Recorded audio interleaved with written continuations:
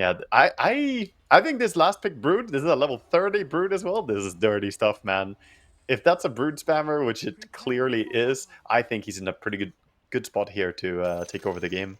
Yeah, generally, I don't think like cheese picks exist in Dota anymore by like the old school definition of, you know, the Huskar or the old Brood, whatever. Dota's like so balanced now, but this feels like one of the best Brood picks I've seen in a long time. Yeah, but question is, did they not do the proper prep then, or is it just it slipped their mind? Because it is something he's known for. It's literally his best hero from what I'm searching, what I'm finding about him. So it's not a hidden out of nowhere. When you level 30 Brood, it's there. It's in the open. Like, I am this. He's not been playing on Smurfs for 3 years, practicing his Brood Mother or anything. No, this is just a Brood boy. We've got quite a lot of these Masters and Grandmasters, don't we? Look at them. Yeah, Morphling, we do have Rubik, Primal Beast, Brood Mother. Yeah, people getting their comfort zone. Of course, Crystallize on Morphling. That's definitely one of his absolute favorite heroes to play. So if anyone's going to make it work, I'm looking towards him for that.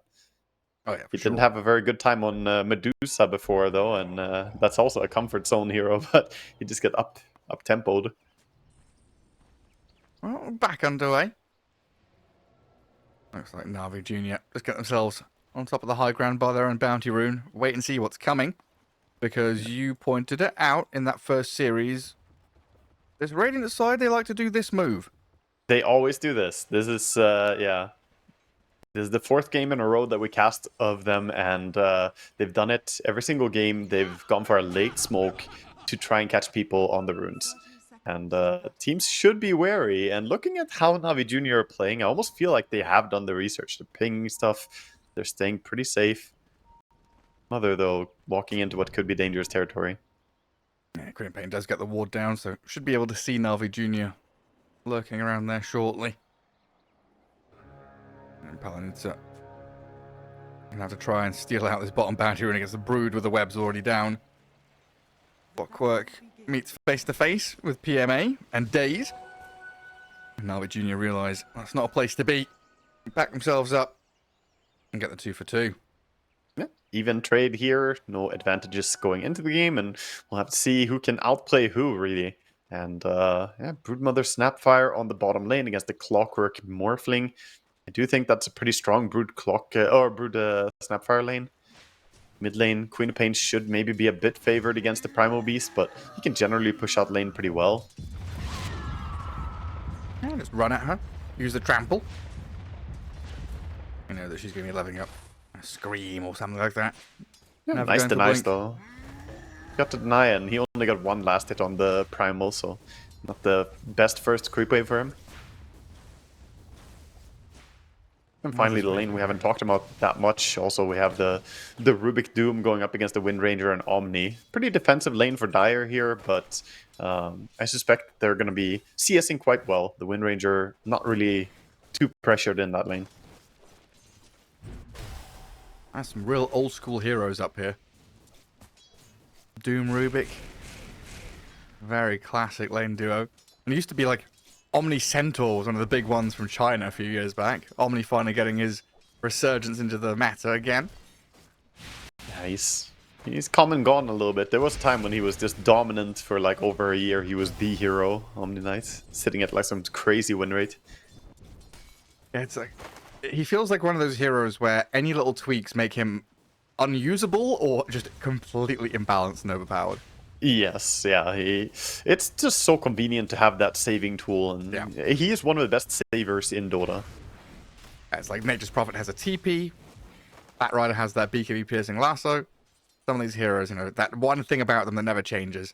Just makes them Omni has the gift of life. Yeah. You die? No, you live. Disdain for the omniscience. Cracker. Cracker. I think I should roll the R's for his name. Yeah, he's trying to find an angle down bottom, but not that easy for a Clockwork to harass into this. He's trying to focus the Snapfire, but Broodmother doing a good job coming in and helping out Snap whenever Clock closes the distance. The crack work, you mean? Yeah, crack work. Yes, there we go. Did go necrotic webs. Interesting. It's not a very common facet anymore ever since they nerfed it. There used to be a time of people putting the webs on every lane, but... Oh, Cracker. Dropping low. Some incredible damage from a little shredder and a blood grenade, just level 2. All they needed there. But this is what you expect from this bottom lane, right? Clockwork has to put his body on the line for Morphling to get last hits. Yes, as sad as it is, he is going to have to, pay the price. He does want to play around the pool, though. He did deward his small camp. He has creeps available there. Their lane is way weaker, so they need to play towards the pool camp a lot. At the same time, though, Snapfire dewarded the big camp. So if you go pulling your small camp, then maybe they can get more value with the big camp pulls as well. Difficult one for Morphling. 8 last hits. Snapfire is 8 and 6. She's killed, I think 4 of those are cogs. Yeah. That's fair. A lot of damage into the Clockwork, or into the Morphling as well here.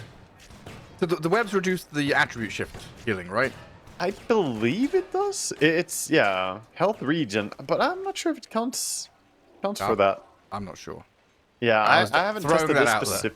Yeah, I haven't tested a specific matchup with the webs. It just says it's regen, so I don't think it works against the attribute shift, since that's gaining strength. Right. Yeah, because there's like 4 or 5 different weird tags in Dota where it's like you gain HP, or you heal HP, or you regen HP. Oh, down goes Mr. Primal. You lose Beast. HP in the yes.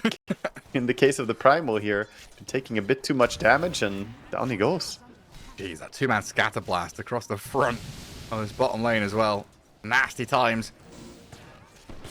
Morphling and Clockwork. Oh no, he's farming them.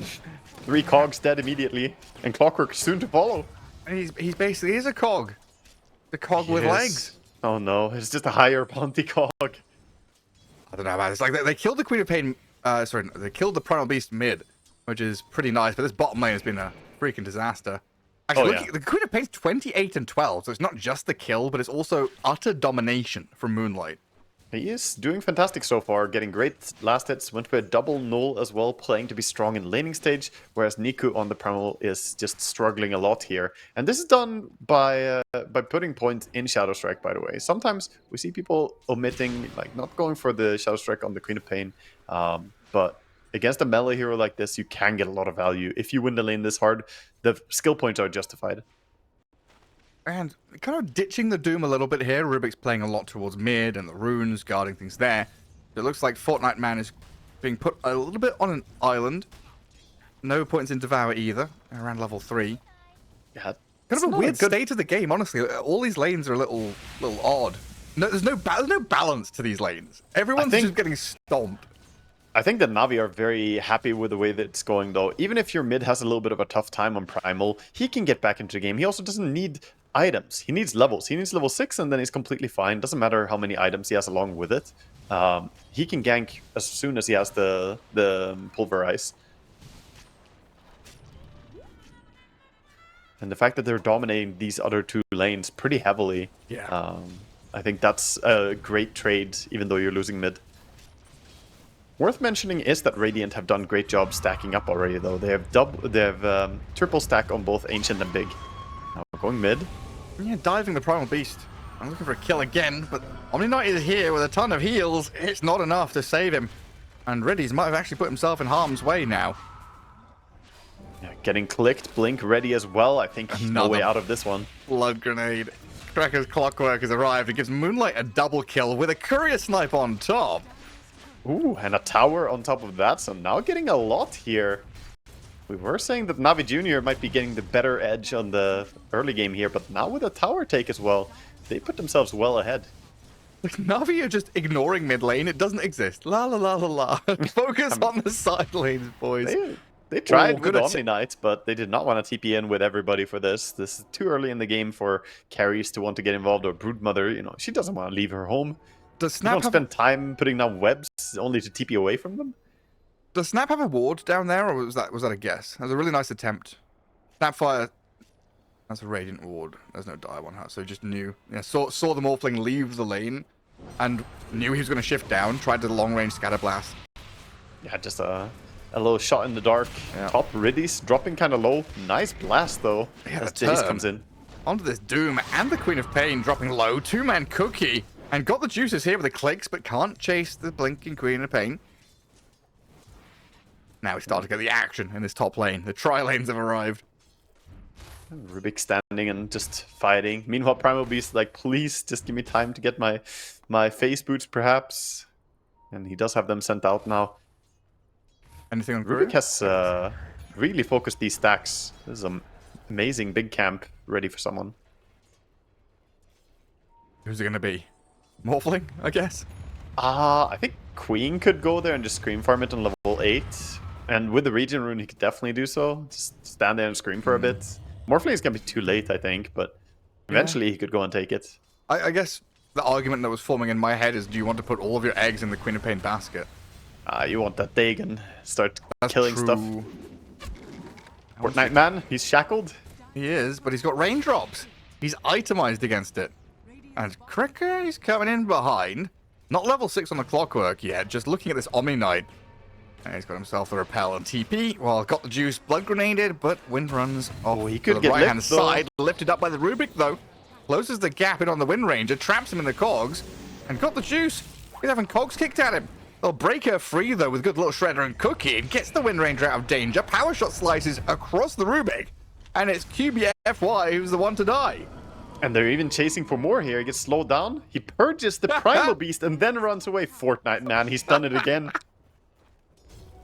Oh, he's done you in. He's got a solution for everything. Oh, they're going again? Yeah, They're wrap going again. around. Queen of Pain's come through the gate. They've got to know where this Wind Ranger is. Come on, it can't be that difficult. She only had like 200 HP. Blood Grenade and the Sonic Wave. There we go. At the moment you see the Omni Knight come in and heal there, you're just like, okay, I'll use my ulti, get the kill. Queen will now be able to lay some damage into this top tower, but meanwhile, Broodmother, undisturbed, has built up a nice family here. Quite a few spiders in it. Once she gets going, you know, she's going for that early pipe build as well. Going for damage mitigation. Yes. So Broodmother gets to take the tier 2 for free down here, right? Yeah, who goes in defense is a tough question. I don't think you can, especially with Queen not having Sonic Wave. There's not much of a threat. Yeah. I thought Crystallize might have been dead there, honestly. It wasn't too far away. Yeah, he relocates over to the Ancients. He can sit here for like 3 minutes, I think, farming, because these Ancient stacks are going to take him a while. Queen is going to help him. What a kind mid laner coming to help out farm a little bit.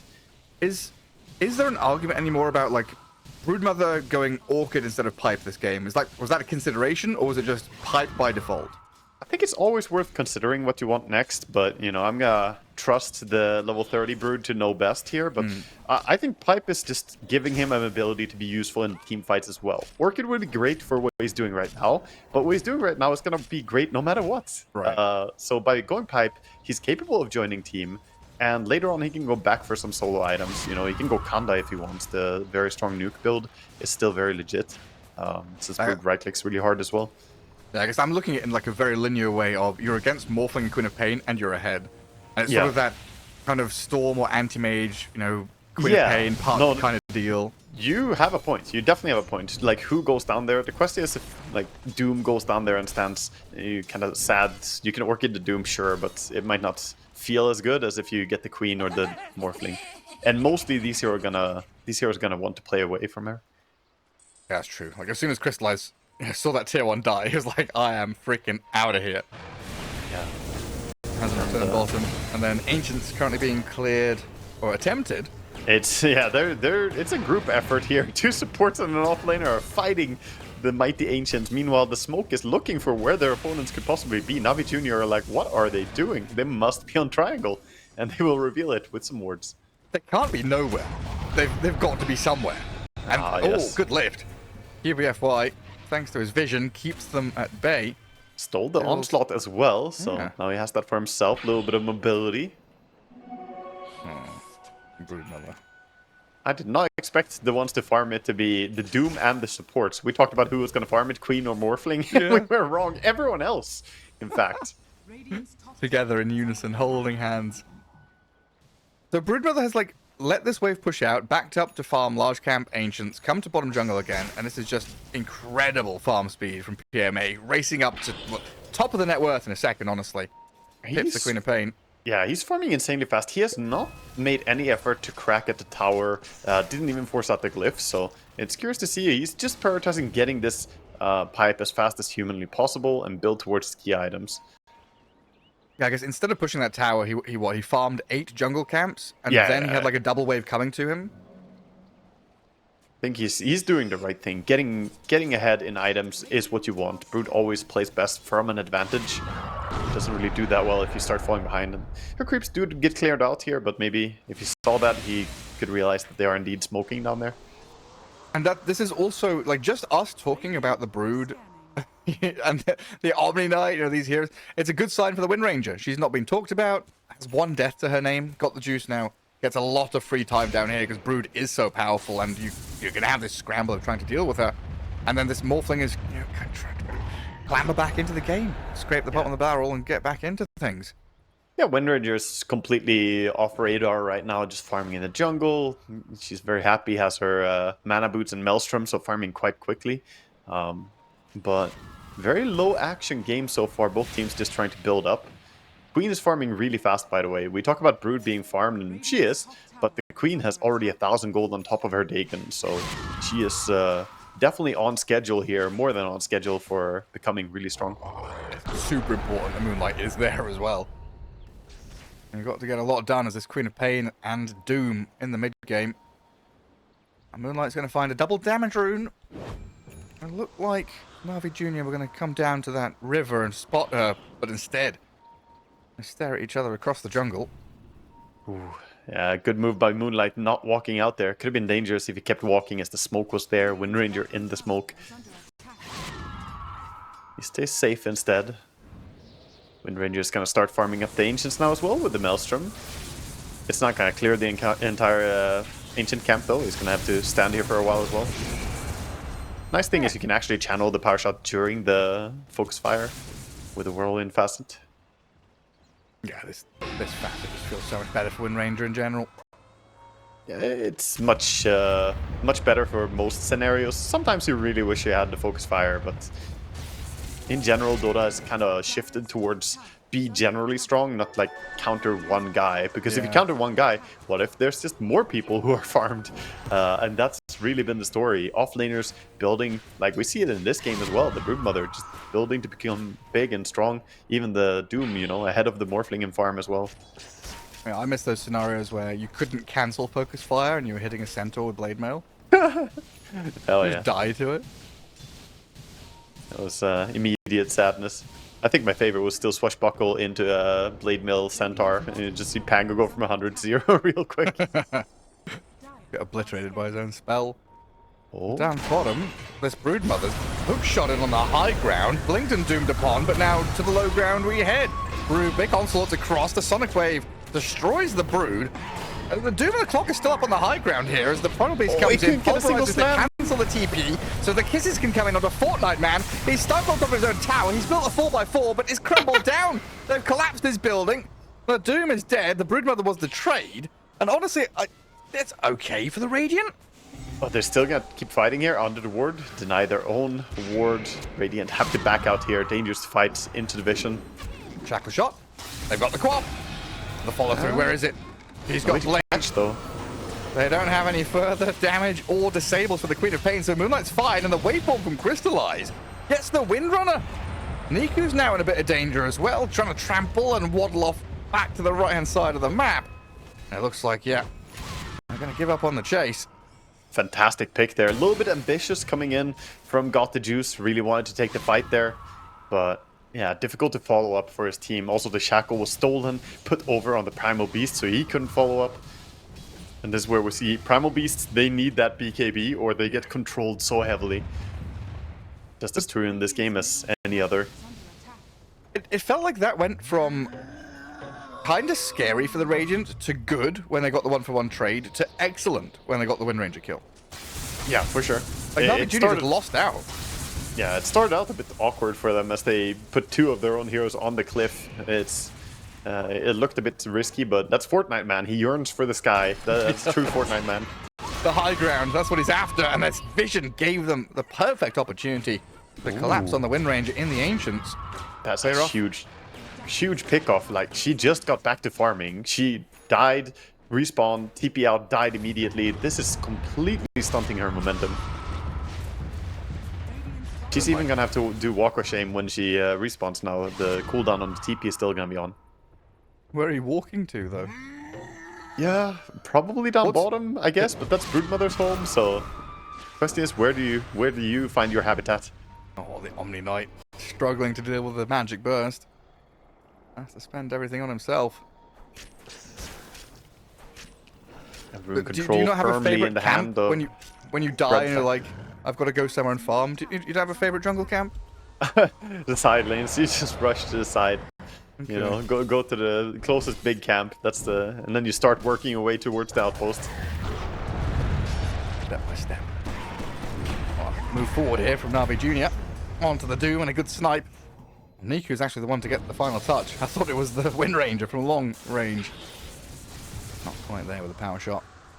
Yeah, she just wants to farm back into what seems to be a Gleipnir first here, so not going for the BKB rushed as we saw before. It's going to be the more action-heavy Gleipnir rush. Wants to fight. We could see that in the aggression that he had earlier, but it's also that aggression to punish him. Yeah, I guess a defining factor as well. Omni Knight should be behind this Wind Range now pretty much for the rest of the game. Omni's just going to be that defensive force. Definitely. Meanwhile, we can have a little update. The Broodmother's going for a Manta style next after the pipe. She almost has the entire thing, just needs the recipe, so looking at 1300 more gold. And at the same time, the Queen of Pain, who's leading the way in farm, has Dagon, Kaya, and 2.2k gold. So going towards the BKB next, and already queued up the Aghanim Scepter. He knows what he wants. He wants to have that massive damage from the Scream all the time coming out from the Shadow Strikes. Yeah, and then down at the bottom of the net worth board is the Omni Knight, who's actually finishes Arcane Boots and a Bracer. So he won't be buying anything else for the rest of the game. He's done. That's his lot. Maybe a Solar Crest if you're lucky, buddy. We'll see if How you get about there. a second Bracer? Ooh. Treat yourself, Omni Knight. That's for minute 25. What's he aiming for, though? Like, legitimately? Does Force Staff? Glimmer? As Omni? Holy Locket? What is it? Sometimes it's even Ether Lens or something, just to be able to save people from farther away. The Repel is very short cast range. Blink, Force Staff, or Ether Lens, I think you're limited to one of these. Solar Crest, if the game was going well. If the game isn't going well, the game is going pretty rough for him. So I doubt we're going to see a Solar Crest, as it's kind of missing its timing. They're now going to go turn their eyes towards Roche. They do have a decent amount of spiders to help out with this as well. It seems like they're not in position, don't have the knowledge, lacking some critical information that Roche is happening. They scan it now and they're like, yeah, okay. They're walking towards the outpost, but going through outpost is always a risky proposition. Clockwork thinking about going through, but you're not going through here. This is a dangerous spot. You can see Riddy's just faking some deny here on the sentry. Finally gonna kill it. So now we have Aegis in the hand of Wind Ranger. They're gonna smoke. Yeah, they want Broodmother. They're realizing they're splitting up down here. They have an Observer Ward, spotting Brood farming all alone. And they catch her, though. That's the tricky part. Lincoln purged and doom her? I guess so. Oh, big kill on the Spiderlings. All the little Brood babies are dead. Sonic Wave, Hookshot, Doom. How many ultis you need? Kitchen sink. All of it. Yeah. Well, you did kill her. You did also rotate 4 heroes down bottom, so everything was expended. Aegis is in hand. This is gold time for Navi Jr. When they respawn with Brood, they need to go and make something happen. They're in a great position to take over the game. Man, just took their own Tormentor. Ready to go in 20 seconds. Oh yeah, still waiting for this Morphling to feel ready. Has 10k net worth, has Vlad's Manta. But it's not going to be until the Kanda's ready that you feel really strong about entering team fights. Told you before, minute 30, that's going to be his timing. Yep. 30 to 40, that's when you want to get online. It's like Crystallize. Trying for Tormentor here. It takes a while, but you can do it as Morphling. It looks awkward, but you just start morphing slowly to strength, and you do bring it down. It's like minute nice 30, and if Rubik steals Repel. Yeah. A nice trick about it is when you waveform, you can't take damage, so you can Adaptive Strike waveform, and you don't take any damage during it.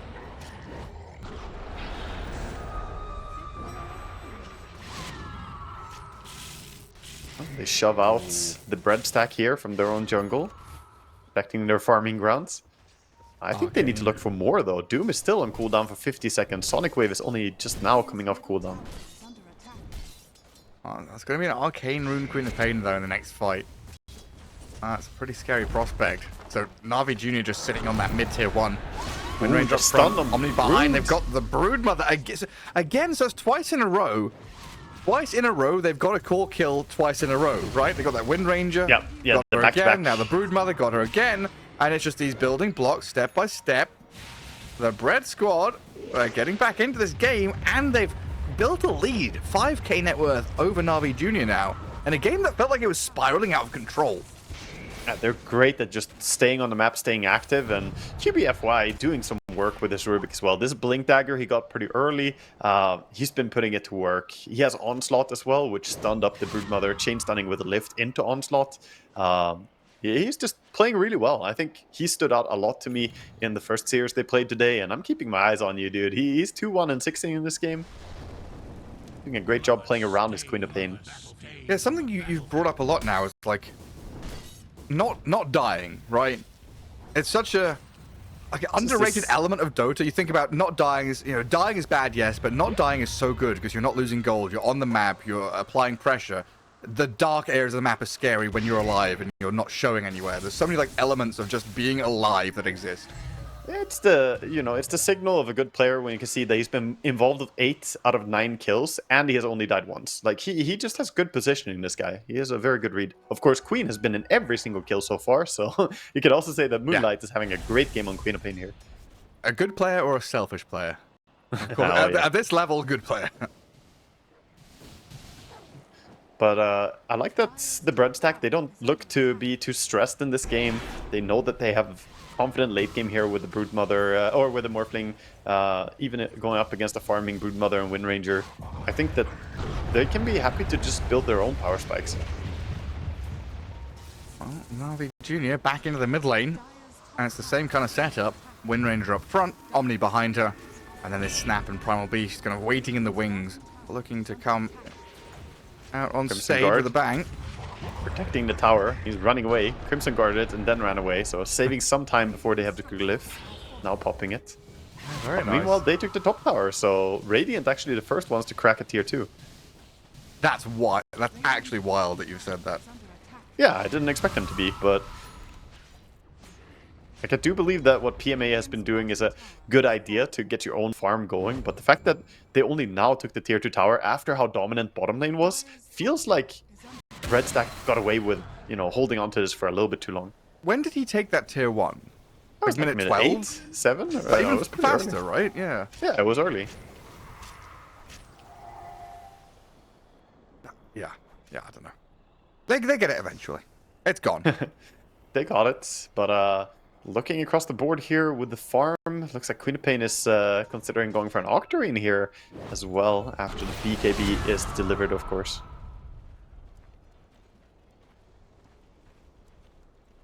I should have maxed out the Dagon first. Yeah, going back for maxing Dagon is nice, but I like this. I like going for Dagon 1 and then a bunch of items, and then finally max out the Dagon as well, make it strong. Ooh. They're pinging. Almost saw Niku there. Niku walking right outside of vision range here. Our Observer doing a great job showing exactly how thin the line is here that he's walking.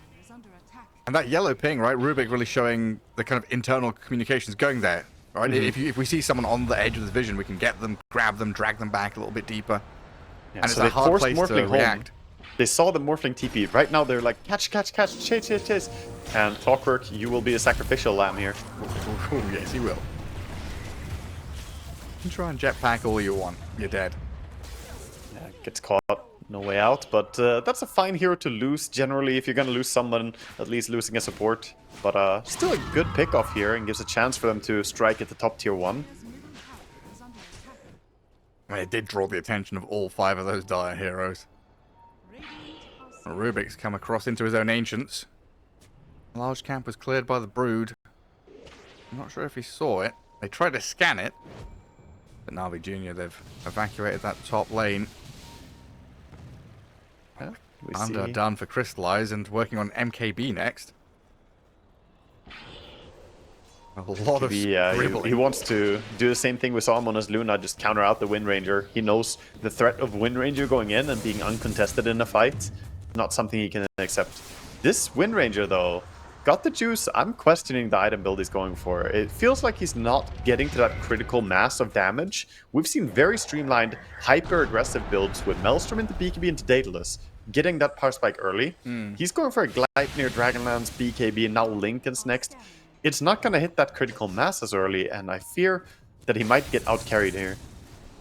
What do you think that's a case of? Like, is this him kind of following his cookie cutter build that he's got in his head, or like deciding this is the item build that I want to end with and now I'm building towards it, rather than... I actually think that he's adapting to the game. There's a Doom, so he doesn't want to get Doomed. Linken's is great on Wind Ranger in general, so it feels nice to build, but it does mean that it takes a while before they really have that dominant teamfight presence.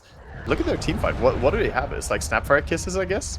Other than that, if you don't consider Wind Ranger ulti as a strong tool, then they're really underwhelming in teamfights. Whereas if you look over to the Bread stack, they have Doom is a great target to just lock down someone, and then Queen is insane in this teamfight. Yeah, I guess I was looking at the Dragonlance and thinking, was that a necessity, you know? Oh, Doom is in? Yeah, they've jumped on to not just the snap, but also maybe the Brood. They go for the snap instead. A bit of a poke and a hook shot. Angles right into the back line where the Primal Beast was lurking. Tanking it, though. Difficult fight to continue. The Queen of Pain's trying just to keep going on this Snapfire. Navi Jr., they've let her to her own devices just to die. Feels awkward to die like that. It's like 20 seconds or something of them going on Snapfire. She's like, can you help me, guys? Okay, you can't. Never mind. In the end, she does go down, and Morphling did rotate over, so this mid tower is going to fall quickly as they abandon the area. Not the pickoff they wanted. They wanted a Broodmother, but they will take it. And now, maybe even crack a little bit at high ground and force people home. Yeah, I guess I'm getting a couple of arguments, I guess, muddled in my exploration of what the Wind Ranger's doing. Because, like, you talked about in the previous game that Maelstrom into earlier BKB, and I guess there's a question around that. You know, should the Wind Ranger in this game have... Oh, hang on. Have they got the Brood again? Brood. Can she get out of this one? Get slowed down a bit, but she can walk it off. She has Manta still holding it. Manta TP. In the tree line. Clockwork can't get the hook angled. Manta style blocking. Micro resolutions to block the angles. Doom was a bit in the way as well. Yeah. Yeah, it's like... Yeah, sorry, you were saying? Yeah, so Wind Ranger needs Arcanes, needs Double Bracer, needs Maelstrom. I think those are, like, locked in. And then there's that kind of debate around going BKB before Gleipnir or after. You can argue that until the cows come home. I guess my question mark is, like, that Dragonlance. Could that have just been faster into the Lincolns or a Crystallis or something? I'd rather have Crystallis. Oh, we gotta see a connection here. The big wraparound here from Navi Jr. coming from below. Look at the Clockwork jetpacking over. He thinks he's going to scout them, but they don't realize they're on Crystallize. But he turns around. Oh, this Wind Ranger evaporating. The Morphling gets the damage done, and Kill's got the juice. Not got it anymore, have you? Poor Niku trapped in the cogs now. Has the BKB to try and run away. Broodmother chasing QBFY. Gets the kill on Rubik. Taken down, but this is a losing fight now. The Queen of Pain, the Doom, are going to track back and find their targets. Broodmother and Snapfire frantically trying to escape from this one through the Twin Gate, through the tree lines. But Queen of Pain and Morphling, it looks like they should be able to get a glimpse of the Brood. They know that she's around there somewhere. Boy. Hiding in the trees down further south. Oh no, he got caught. Shackled up. There we go. The stun they needed. Kill off PMA before any more nonsense happens. He didn't have more spin web charges there at first. He got one at the very end, but he didn't really find a way out of that one. And the Scream of Pain helping them locate exactly where he was. So it turns out they did an amazing fight here for Palianytsia. They actually get every single core hero killed. They only lost 2 supports. Fantastic stuff for them. And quick reaction. When they saw Wind Ranger, they just jumped her, killed her quickly, and said, okay, we can deal with the fight from here. Use everything, kill Wind Ranger, and then they'll reassess the situation. I had to do like a triple take there. Like, I saw the Wind Ranger full HP. I saw her get like repelled up and was fine. And then I saw her drop to like 1/10 of HP. saw the icon next to her hero. I was like, that can't be Wind Ranger. There's no way she died. It's the pure damage, right? They burst her with some really good set of damage. They have pure from the Sonic Wave and also from the Doom. Just very, very good at bringing her down. Huge chunk. So even if you have Omni who can save pretty well, that's exactly why I said that. You see Omni, picking Doom is completely fine. You mitigate a lot of the healing, but you also have this damage. Wind Ranger is trying and failing to take Tormentor right now. She is going to get helped by Snap, but is this enough? It took a while before she came over. This is suspicious. Gareth? Oh no, he hates it. At least it didn't die, but that is like 40 seconds invested in trying to take Tormentor and then running base without having received it. If she had normal focus fire, I think Oh yeah, it would have been 100%. Yeah. I mean, that's also demonstrating what I'm saying. She doesn't have that much damage right now. Right. Halo's build, you know, may have killed herself there, but it would have done damage. Where's the brooch? Where's the Crystallis? Where's the damage? Yeah, exactly. The brooch build would, you know, shred through the Morphling here, but not sending it. Now, because you failed to take Tormentor, Morphling is going to show you how it's done. In like a quarter of the time with all power shot. Close though, close with the power shot. Not far off.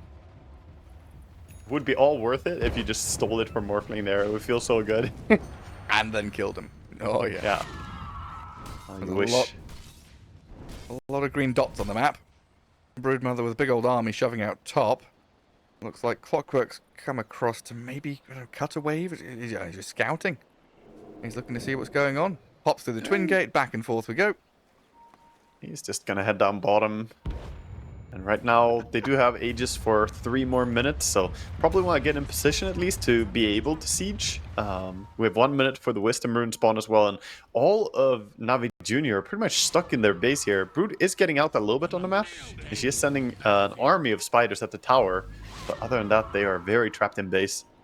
And now you're getting into that like mid to late game, right? We're shifting towards late game against Morphling, Doom, Queen of Pain, and a Rubik who's stealing all of your spells. Oh yeah, The game they doesn't have get easier. No, they have great scaling heroes on the side of Palianytsia. The Queen of Pain late game is one of the nicest mid lane late games, I would say. With Octarine, and she almost has the full Aghanim Scepter. That's going to be an absurd timing for him. Lift. Yeah, Queen of Pain and Doom are in.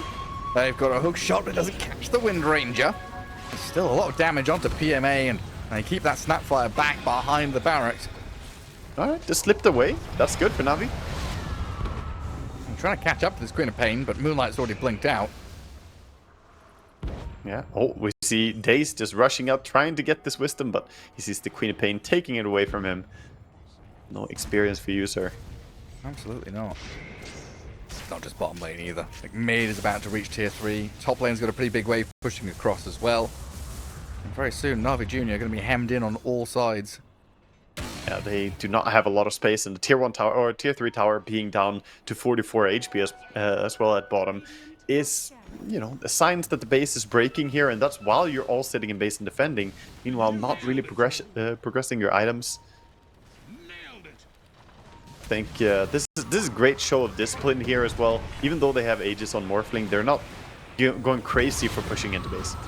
Yeah, I mean, they're trying to kind of bait Navi Jr. out of their base so they can find kills, but this Shackle Shot's huge on the Queen of Pain. Force Staff, BKB, Pulverize comes in, and the damage is there. Moonlight dead, the streak is gone. Rubik, left to his own devices, going to get surrounded by the Brood, the Wind Ranger. And yeah, stunned up until Daze finishes him off.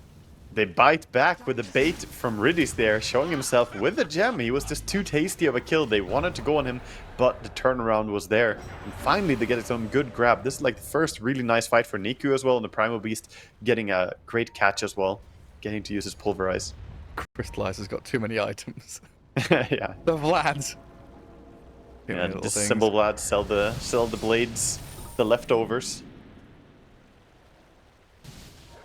Yeah, honestly, that top fight, I wasn't sure who's baiting who. And I was like, oh, yeah, Radiant, they're baiting them to come out of the base. They're going to do it. And Omni Knight is just thinking, my trap card. Haha.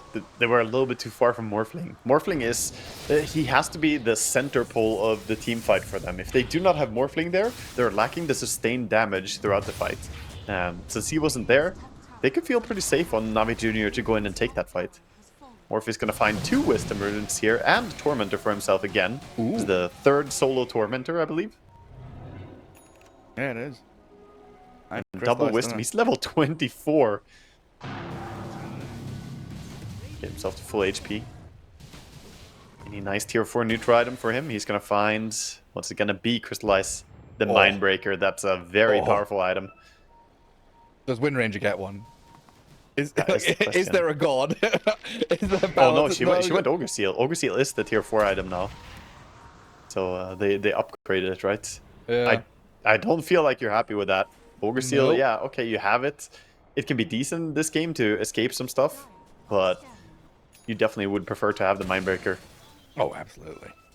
If you have a sight device on that Brood now, close out. Scan. They revealed the smoke gang coming in from Radiant here, cutting across mid.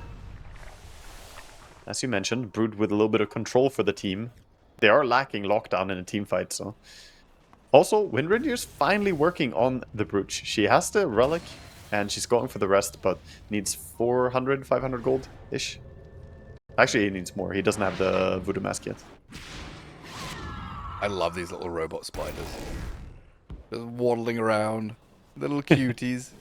Look at them. Do you feel like that should be less arachnophobia triggering if they're robots? Is it better or worse? Yeah.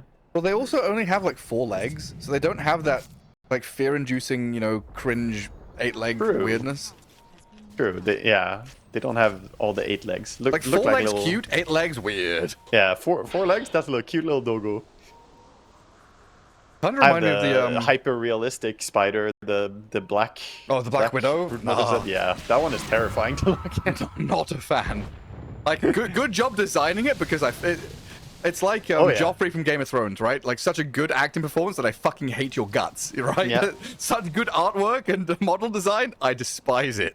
I feel like just by equipping that one, you have some people are never gonna gank your lane. It's great. You know, they're not gonna show up. They don't want anything to do with you. Get put on a list. That's for damn sure. Brood another flight list. Rush fast spawn, not too far away. This has felt like a very, very odd, slow, deliberate game for both teams, but the Radiant are the ones that are coming out on top. Yeah, they're winning the macro war a little bit, getting more resources all the time. 8,000 gold lead isn't massive though. It's not insurmountable. Omni did see the ward here as he walked up. Hookshot misses. The Doom and the Queen of Pain are in straight onto the Omni. Trying to burst him down. Pressure with his cogs out, but he's dead to the Wind Ranger, who BKBs and runs out. Doomed up, though, got the juice in some serious trouble as Crystallize tracks back. Not quite able to finish the job, but the Queen of Pain probably should. Finishes off the Wind Ranger now, and to get the Morphling out of danger too. Throws the shackle shot onto the Primal Beast. They've lost Fortnite Man, and that's sad. And the Morphling, he's about to die as well. Crystallize, he's been turned on. Wait for the screams. Watch out for the Aghanim. The screams are here. The double kill, the triple. Moonlight. Massive damage out of these screams and daggers as they'll grab every single one of Navi Jr. Woo! Moonlight and Crystallize combining their damage output, and people melted quickly there. You can see the Queen Pain did almost 10,000 damage in that fight, and that is why Octarine plus Aghanim Scepter is a crazy, crazy combo. Insane. Get it with going. An arcane rune. Yeah, he got it afterwards, but if you have that as well, yeah, be even happier. Sonic Wave, just Sonic Wave the Creep Wave, do it, Moonlight. Yeah, it's nice and low cooldown. He didn't take the CDR talent, and still it's 45 seconds with Octarine and the Arcane Rune, of course. Damn. Also love the choice of Ascetic Cap. We saw a big value Ascetic Cap in the first series that we had today, and this item is just amazing on these elusive heroes to stay alive. Feels a bit busted. Like what does it? It gives you a lot of stuff, right? It's like HP, status resistance, dispel, debuff, whatever, blah blah blah. Got a freaking long ass tooltip. Yeah, it gives you... I mean, it's mainly a status res and the HP. Those are important things, but 40% status res when people go on you is very tricky to avoid. You can't really counter it that easily. You can try and get some dispels, but usually the status resistance already did its thing because it triggers on the first effect that you apply. And then you have it for the rest of a second, so... Not much you can do. Yeah, that was a very, very good fight for them to run people down. It looked a little bit bad at first when Broodmother didn't die from the initial jump from Queen of Pain. But even so, the sustained damage output of Radiant is not to be trifled with. Daytime, 30 seconds till Roshan. There's a double damager down at bottom, but neither of the teams are going to see it because this fight is about to break out around this high ground spot. Need a bit of vision here. Allow the clockwork to play forward, but he's died. Scouts out the majority of NAVI Jr. and has to buy back to continue as Fortnite Man. He makes his jump with the help of the Sonic Wave and a Scream, but no real concerted follow-through there as NAVI Jr. does well to kind of poke, prod, slip away. The big question, though, is going to be, can they go back for round 2 when Roshan's being taken down? Yeah, let's look right now. They have a smoke ready, so they're going to pop it immediately and run over. They should be there in time as well, even though it's a fast Rosh. I say that, but it is dying quickly. 4,000. 3,000. They got to rush in. Yeah, Mink with a spy to the scout. Morphling stunned. He gets bashed up by Rosh. Roshan dies. Crystallize gets it. Aegis in the hands of the Morphling now. Can stand his ground. Get the damage down. I've got the juice. The Wind Ranger's gone. Die back out of the clockwork, but I don't think he cares. He's set up for a glorious fight as Crystallize will annihilate them. Walls are falling and crumbling one by one under the feet of Crystallize's Morphling. Snapfire lifted. Top mid TP and will die herself. You know, the only Wind Ranger I'm seeing in these team fights is the Morphling Ranger. Yeah. The poor Wind Ranger, she's getting locked down and controlled every single fight. She has no way to do anything. She did a fair amount of damage before she died, but they addressed her so well on Palianytsia. They're just going on her. He got the juice, can't even show his face on the map. Jumped on by every... I guess one of the biggest bonuses about this Morphling as a carry, one of the few carries, like hardcore agi carries that can like get on top of the opposing carry. He uses buyback. He has a refresher shard on Wind Ranger, so he could use it to get his BKB back. So yeah, that was Aegis, Cheese, Shard, and Banner. And Cheese and Shard both went to Dire. Aegis went to Crystallize. I'm not sure where the Banner ended up. Yeah, I don't know who asked that. Got the juice. Gleipnir. Crystallize. Turns into Wind Ranger. Wind runs and waveforms right over the top to heal back up with a Satanic. Kills the tier 3. Bottom lane's all gone as well, don't forget. He says, okay, you do some damage, but I press one waveform with my Satanic and I get full HP again, so he doesn't really care. The timing for this Wind Ranger is... it's missed, basically. We're entering late game, and this is Morphling territory. He's 34,000 net worth, and we're 45 minutes in. This is well into the hard carry late game, and that's where this build with Dragonlance, Lincolns, trying to stay alive, it just doesn't really match up to the super high damage of a Morphling. And you're a Wind Ranger who just bought back, didn't like get a kill, didn't win a team fight, didn't defend your base. It's very tough right now. And defensive items are coming out as well on Radiant now. They're getting themselves the Lincolns on Queen of Pain next, I believe. Looks like he wants to have that protection against the Hex from the Broodmother. I would love to see a maxed out Dagon, though. Morph saving up to start a bank. What's he got? Like 10k? I'm closing in. He's got like all of Omni Knight's net worth in the bank account right now. He could buy him. Oh, that's painful, isn't it? Oh, there's the banner. Omni Knight's got it. No, that's not worth any net worth. He's 6 slotted. It's not even technically his. I look at it, it says it's owned by someone else. Does it? Poor guy. Who's it owned by? It's owned by Niku. It's got his name on it. It's not even worth anything, and yet he doesn't own it. He's probably paying rent on it.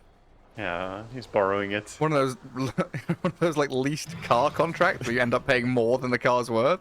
SMS loan for a banner. Unlucky. The spiders trying to scout out, give some vision here, but Morphling kills them quickly. Morphling? Was it a minute 45 on the Aegis? Still playing. Very deliberately steps up, steps back, kills the wall, kill the broodlings, and then back towards the buildings once you feel things are safe, which they're currently not. It does take a fair amount of damage from the cookie and the little spiderlings, in fact. Been just spamming from the low ground here, happy to dish out damage. Oh, Wind popped ulti for a clockwork. Doesn't kill him though. Oh no, now you have no damage. He's going to have the Broodmother thrown at him, but they've gone in with a Doom and the Queen of Pain Sonic Wave. The Wind Ranger yet again shows her face and has 4 enemy heroes on top of her. Tries to get into the fountain. He's going to die. No buyback on Got the Juice. Dead Wind Ranger, 4 alive with an Aegis still in hand for the Morphling. Radiant team going to cruise through another set of barracks. There's a free gem on the floor. They'll grab that up for good measure as well. Buyback on the... No signs of stopping here. It's hexed. Yeah. Buyback on the beast, onslaught and trample into the hexed up Morphling, but he's got style enough sustain to turn around and continue fighting. Pulverize the Queen of Pain, maybe they can kill him. Oh, Moonlight is dead, but Crystallize is still here.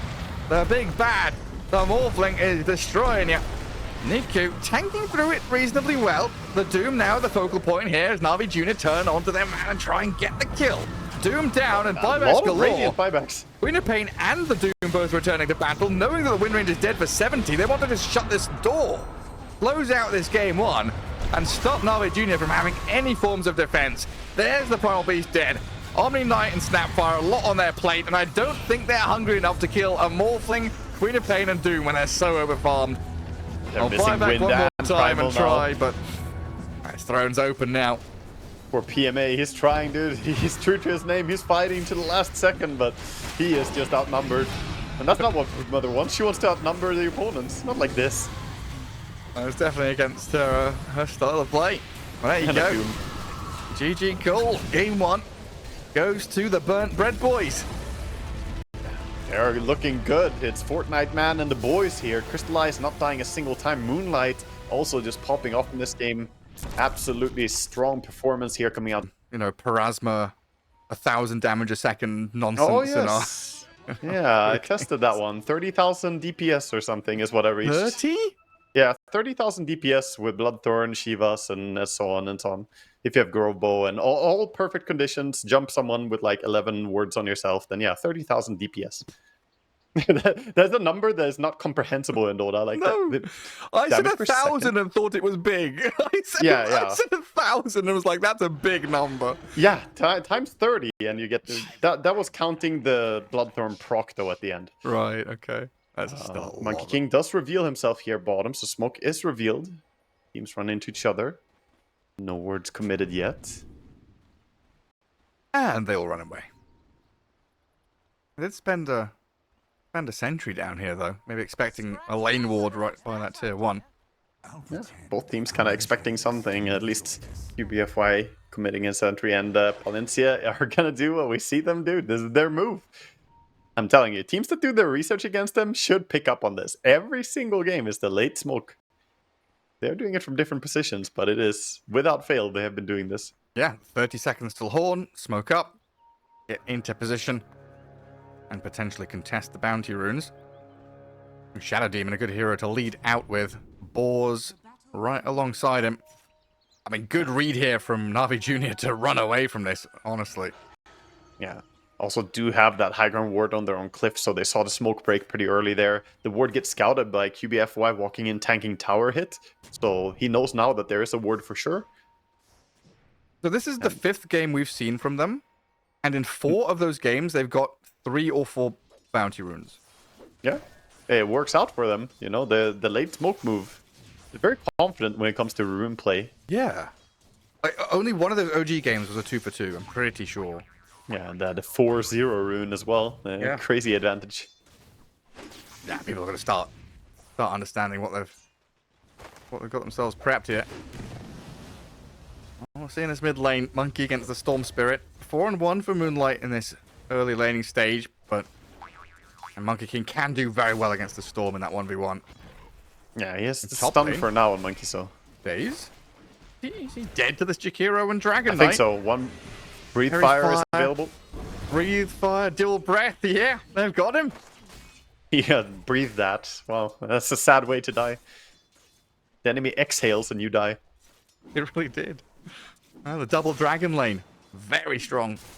And the first time I've seen Cracker play a ranged hero, I've just realized. Oh yeah, true. But still, he plays it like a melee hero, because Jakiro, you just run in and play aggro.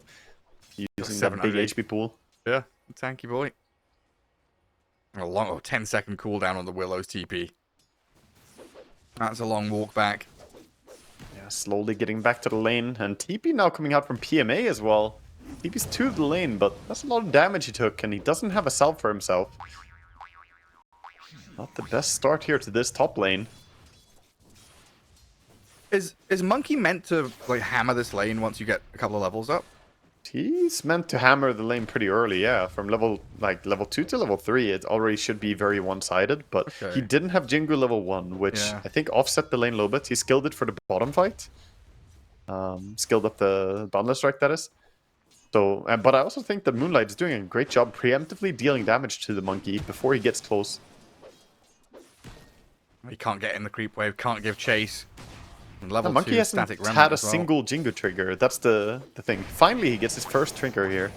Is he going to die for it? Like, his Storm just turns around. If he had Vortex there, maybe drags him onto tower. But that's here in the Remnant. Getting some good last hits and denies. Gonna use the Boundless Strike to heal up as well, I think. He's holding the creep wave here. Pull it back. Get some big lifesteal on double stack creep wave here. Full HP. There we go. And then immediately takes like 200 more damage from the Storm. Yeah, he's tanking a lot of creeps. And Storm's still getting nice CS here. Gets all those melee creeps. That's a massive wave that Monkey King's fighting into. Yeah, it's pretty dangerous territory.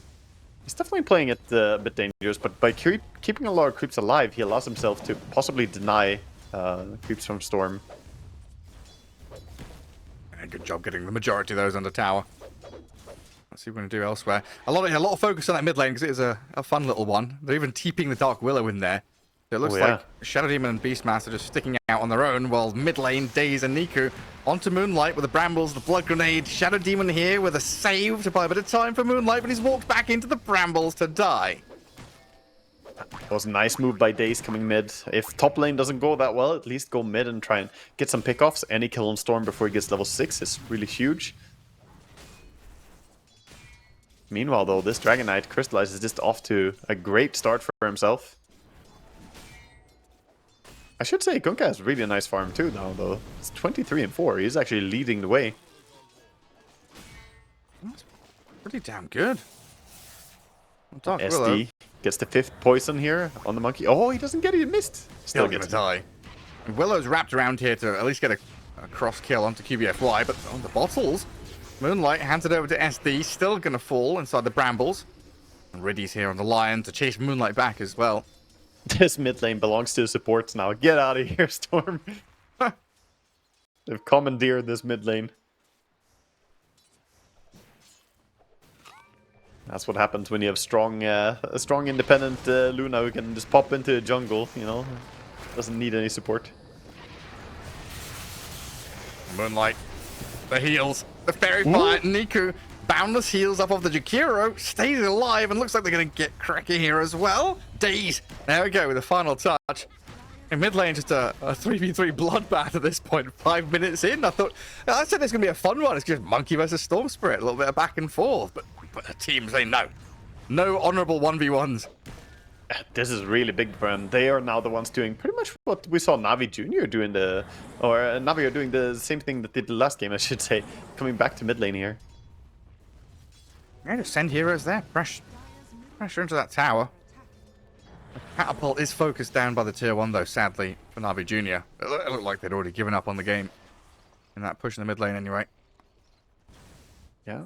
Meanwhile, on the side lanes, Fortnite Man is having a great old time against the Luna. He's keeping the lane pretty static, so while she has pretty good CS, she has mostly been farming the jungle camps. So she is falling behind a bit. If we look at the net worth, she is actually at the bottom of the course right now, sitting at 2,000 just barely. Yeah, a bit of suffering there. It honestly feels like this game is much more developed than it is. I'm looking at the clock and seeing 5-6 minutes. I feel like we're 10-15 minutes in. The amount of rotation we've had. High tempo from both teams coming out. And we see moves towards top lane now. Monkey King saying, I want to stay mid. I want to go top lane. I get something done with this catapult wave. There's the jump. Right on top of the DK. Stuns the Kunkka for now. Crystallize. Pops his stick, but with his Wukong's torrent, they should have enough control here with the statues hitting him to kill off the Dragon Knight. Daze will body block, get there. to help out Niku's Level 4 Monkey Luna King. is here. And The you're right. gameplay. The gameplay from Got the Juice comes up top, secure another kill, a bonus one as Niku grabs a double kill. This is the qualifying thing to be a pro player in the current day and age. If you are a carry player, you have to make a level 4 play through the gate. If you don't do it, you're just out. You don't belong in the pro scene right now. I don't care what hero you are. You could be a level 4 anti-mage. Go through that gate. That's just a done thing, isn't it? It's the laning etiquette. Yeah, he doesn't really want to stay bottom anyway, so this is a safer place for Got the Juice to keep farming. Meanwhile, of course, the bottom tower was taken, and Storm also getting something for himself by farming up this big camp, so they're doing a good job on the bread stack here to build their own items and advantages, while they did lose top tower. Lion playing with fire a little bit down there. Beastmaster's made this his home. Not seen too much of this bottom lane. Again, all that focus was in the mid. It is, yeah, Beastmaster rushing straight into Aghanim Scepter. Yeah, he's doing the standard build, very few items into mana boots and just Aghanims. You don't even bother buying bracers and stuff on this hero. It's all about that Aghanim's timing. The earlier you get it, the better. Then you can go back for bracers if you want. Oh, he's moving back into the mid lane. He said 3v3 is not enough. Let's bring a fourth and a fifth. And after Aghanims, we're still getting like Bloodstone on this Beastmaster, or is it back to pipe? You said bracers, but Blink is pretty common. We could see that. Could also see the aura build, like you said, go for something like Crimson Guard in this game to block some damage. Could be really good. Could go pipe as well. I think Crimson is probably better against the Monkey and Luna combined to keep people alive. But we'll see what he goes for. I like Blink Dagger, or you know, something that allows him to reposition a bit. Quite often tries feels to that way. Grab on Willow. Bomb Spirit will zip in. In situations like, oh god, Moonlight nearly disappears. He does die in the end to the Monkey King here. Jeez, that eclipse damage just came out of nowhere. And Monkey King's still chasing. He's got a glimpse here of this Beastmaster who's been X'd and boated back into the Wukongs. Oh, wow, beautiful. PMA just landing the combo. Even though you roar, it doesn't matter. He sent the bolt in a way that you can stun him if you want. It doesn't matter. If you X mark and then wait 1 second and then send a bolt, it's always going to hit, basically. Unless they have a blink out or something. Yeah, serious surprise turnaround, though. But it's like, that situation there is why I think your idea of Blink is better. Like, when you have a Storm Spirit, it so often feels like Storm goes in, and if you don't have heroes to follow him, he's just like, well, I'm going out. I'm leaving now. But if you have that Blink Beastmaster, or, you know, Blink Dragon Knight, or an Ice Path, something like that to follow through, Storm can be enabled so much better. Yeah, he went in all right. Oh, they're finishing the neutral camp because 2 supports are level 5 and just both of them get level 6 from that one centaur dying. So now, Lion level 6 and Willow level 6. Sadly, both of them were under a ward while that happened. So, Red Stack, they do know about it. Yeah, they also smoked under the ward. Jakiro signals it, draws the arrow, scans it up, knows it's coming. Yeah, it's illegal to die to the smoke if you saw it. Am I crazy? Are people like mad underfarmed in this game? Not really. I mean, my internal clock is screwed up, I think. No, it's pretty good. I mean, Monkey is pretty big. 5.2 is pretty high for 10 minutes. 6k is like crazy farmed. 5.2k is farmed. And yeah, I think they're pretty decent, but Storm is very underfarmed. He's poor. He just finished Power Treads, so his early game has not been that good. We don't talk about Shadow Demon or Jakiro. Yeah, no. I mean, the supports on the dire sides, yeah, they're lacking a little bit. The moves have not worked out. They only have 2 kills. As a support, you're not farming, so you are dependent on towers and kills and rune control. The bounty runes have not really been controlled by them that much either. In the past couple of minutes, Luna's been able to farm out a decent amount in that mid lane. Take out the large camp, stack up some ancients, build things up for herself. He's being shielded pretty well by the Kunkka and Monkey taking the bit riskier farm and allow the Luna to tuck in and take the safe space farming. We still have Finger Death available on the Lion. He definitely wants to find a place to initiate on someone. Angling for mid. Oh, X-Mark onto the Storm. He's no mana. Oh dear. Oh, he's dead. TP. Boundless Strike is there. Storm is absolutely dead. They get to Jingu as well for the monkey. Can be very happy with that. The Courier Snipe. Hello there. Storm just goes from bad to worse. His clarity's gone. We're starting to see why teams banned out Monkey King against this team. Navi Jr., 8 of the 10 kills have been on the back of this Monkey King. And look at this mobility, dude. It's stupid. This is so crazy. Probably the best facet in the entire game, I would argue, is Simian Stride. Out of all the facets that exist, there are a lot of strong ones, but Simian Stride is just on a different level, the mobility you get. I mean, you may as well just give him global TP. Like, just give him global TP global if he's tree above dance, 90% damage HP. Just clicks a tree and watch your hero just go flying. Yeah, why not? Like, what's the difference? Yeah, pretty much. He can fly. It's more fun this way, though. You get to click so many buttons. It's very satisfying to do the monkey jump across the map. That's fair enough. Because you can basically animation cancel being on a tree. If you immediately jump down the tree, you save a little bit of time. It's faster than not doing it. It's like bunny hopping forward. Yeah. Faster and faster and faster. Imagine his speed increased with every like, if it was actually bunny hopping. Right? Every consecutive tree that you jump on, yeah. Well, not just every, but it's like, you said if you jump down from the tree, it's faster than not jumping it. So every time you frame perfect, jump down and jump up again. Ooh, little piggy. He's X-marked and boated. Where is he? Oh, disruption. Disruption was there. Oh, so what's he got? Have he got out of there? Oh, not a BKB, not a Yule. It's disruption from Shadow Demon. So Dragonite's alive and gets off his ulti. Daze is now the one in trouble under the Dark Willow. Beastmaster and Storm, they're getting to the backlines too. Moonlight, kind of out of mana, replenished a fair amount, but a good Earth Spike. Torrent holds them back with a Boundless. The Finger of Death, Moonlight nearly dies. He zips forward aggressively. He wanted something, but all he gets is death and destruction. Luna's come in to kill off QBFY, Shadow Demon down. A scrappy fight that's left everybody, including the players, utterly confused because Fortnite Man is trying to find the Monkey King, who just jumps down from the treetops. I mean, Crick is here throwing ice pads out as Crystallize runs away from a Luna. Oh, this is so scrappy. Trying to get out now? No way out, though. They're getting Too wiped. much stuns. They are getting wiped. Niku, with Got the Juice, just stand there and kill off the Dragon Knight while Kunkka, well, he's not quite found the Jakiro. I thought that was going to be the easier target that they would get going. Cracker, but this is your home now. You don't have a TP? You live here. These trees, that's your home. Yeah, we can see why SD is a first pick material, by the way. Go back to that fight, just rewind it in your head, and yeah, one disruption basically won the entire fight and turned everything around at first. But then they overcommit. And the Storm, with the unfortunate zip forward, everything fell apart after he dropped to the Monkey King there.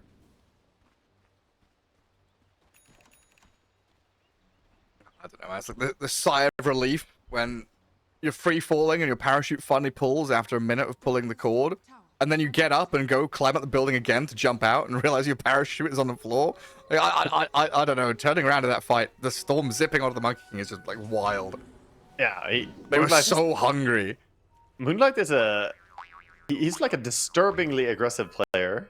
And sadly in this game, he is stretching himself too thin, and also dying with the galvanized thing is not great for Storm. He's 0-5 and 3, which means he's sitting at 1 galvanized charge. And of course, for those who don't know about Storm, that's how you get extra mana regen. Every kill gives you extra charges, and every time you die, you lose charges. Basically old Bloodstone, and he is sitting at low battery, Gareth. It's not good. Yeah, he's very, very much an all-in kind of player, right? Plug in your Storm right now. Charge him. It's dying. He's going into battery saver mode. Down below 10%. That's ultra battery saver. That's when the nightmares begin. Yeah, and nightmares will also continue as the Monkey King has gold for the entire Gleipnir now, I believe. He's very close to it, at least. Yeah, he has the entire thing coming out. And we've seen what he can do already before he had that extra lockdown. With it, he's going to be even more capable. Can they get over here, though? This is a fast Roche. They have Aghanim on Beast. Fortnite Man takes Roche super quick. He's getting helped by his team, and the Aegis will probably go to his Storm, so he doesn't just die next fight. And they've got a lane ward. This is a good smoke from Navi Jr., but it's too late to stop the Roshan. But they might... Storm doesn't get it. Oh yeah, Fortnite Man Beastmaster. takes it. Oh no. He's going caught though. Oh, yeah, tries to go through the Twin Gate. Shadow Demon's Gluttnered and Boundless down. And the Lion has found the Beastmaster on the left-hand side. And how many times did we see this? Aegis is grabbed up and then you lose it immediately. A couple of heroes dead. You've tried to get something off of a pretty dark and sad map here as Palianytsia, but losing 2 heroes, losing Aegis. You're back in the same spot you were in 2 minutes ago. You know, I'm sad, Gareth. Lion didn't decide to ulti him there. You see an Aegis target, you ulti him, and then you smack him with the melee facet. You get 2 charges for 1 kill, Gareth. He didn't do it. He's a man of discipline. I could never have resisted using the finger of death. Double stacked. 2 stackies, man. I started to build True support. Bit of a beatdown now. 17.5 minutes in. 7k lead. The support net worth difference is starting to kick in here with the blink on the Lion, and the Willow is getting pretty damn farmed too. Has the entire mech coming out now. Does Storm Spirit always have 1 galvanized stack? I guess so. Can you get? Or you can't go actually, to you 0? didn't die in that fight. I think you can go to 0. Okay. I was Probably. just wondering, you know. But I mean, it's only 0.8 mana he's getting from it now. Normally, you see a Storm at this stage of the game have like 20 or 25 mana regen. He's got 11.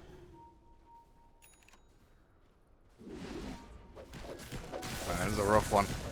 I do have some key items kicking in though. BKB Dragonites here. Armlet into BKB. And they see a Monkey King.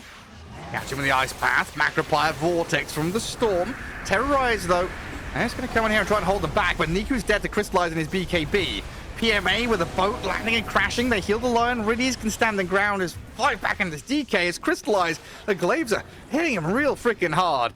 Another Lucent Beam on the Fortnite Man, but not quite enough to finish him off as a torrent from PMA. Day steps forward. Curse Crown and Lucent Beam to take down the Dragonite. That's it. Carry. Gone. Yeah, Oh, chasing God, for the more Brambles. as well. The Luna's in.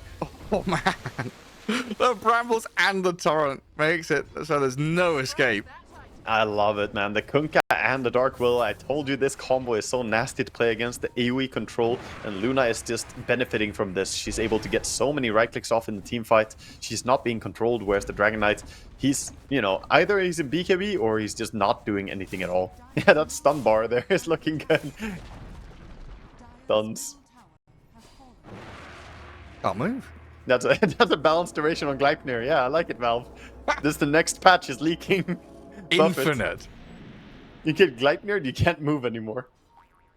So they update the root and leash mechanics again. Once you're rooted, you're never unrooted. You're truly rooted. You are. It's more realistic this way. Stuck forever. Beastmaster. Wandering Monkey's around. looking for the catch. Pretty dangerous spot. They've cut the monkey down off the trees, though. And that's big. They try and catch Niku out here with a drag back into the vortex, but Niku's actually standing and fighting. He's alive and surviving. No way is he allowed to get away with this. The Monkey King, he just refuses to die. There we go. Crystallize gets it done, but what did it cost you? 4 for 1? So much resources to finish him off. Monkey has a lot of armor. Popping the Wukongs gives even more armor. Both came in for the damage reduction, and Pipe being there as well. It takes surprisingly much to finish the job. Bring him down there. Ooh, Dace survives just barely on the Willow. I can't believe Monkey King, like, you don't even have a saving support, and Monkey King just survives being cut from the tree, 5 seconds stun, and he got the Wukongs out, right? That was the key thing. He got Wukongs out, and he was life stealing. Boat was there, and he got piped. That is already a lot. And I believe they also had the mech in that fight on the Willow, so she came in with a bit of extra healing. They're going for a double Tormentor now. Took their own Tormentor, took the enemy Tormentor, go back for your own. Who they get? Kunkka. Lion and Kunkka now have. And Lion actually has the mana drain too this game, Gareth. Oh, he's leveled it up, has he? Yeah, 2 points. Very good. I was just thinking back to the that death log there. Monkey fell from the tree, was stunned. They overlapped the ice path with it, and then the vortex. I'm just wondering if if they had waited with that ice path or the vortex. Yeah. It's so tough, right? Both of them are like, oh, we gotta go. But yeah, it's very, very hard to not overlap stunts at all in a panic situation like that. That's why I'm just like saying it in this kind of way. It's like a what, you know, what if? He probably would have died. Yeah. He probably wouldn't have gone the ulti out or wouldn't have gone the Jingu to lifesteal up. But it's the world of what ifs. It's difficult to think like that. It's more of just almost. Next time we'll get him. Next time the Monkey King will die. They're fighting into a lot of big items now, though, with a 13k lead from NAVI Jr. Palianytsia. Shadow Demon's hexed up. Moved into the Torrent and Tidal Wave, and Finger of Death down as Fortnite Man has jumped in very eagerly and dies. Yeah. It was not on the same page as the rest of his teammates there. Everybody was running away, and the Fortnite Man, he was going in. Someone didn't send him the memo. I mean, this is what I kind of touched on, though, right? So the 7th game of the day for, you know, kind of a younger squad like this. Yeah, you're used to grinding pubs and stuff like that, but this is a... Your mind gets scrambled. 7 pro games in a row, it's tough, man. People talk about how playing, you know, at generally LAN finals, how it can be exhausting. You play a BO3 and then go into a BO5. And that's for the seasoned veterans. Yeah. If you're not a seasoned veteran, playing that many pro games in a row, it messes with your head. Your focus has to be 100% all the time. And you have moments like this. Especially when game 1 of those 7 was an hour-long game against OG.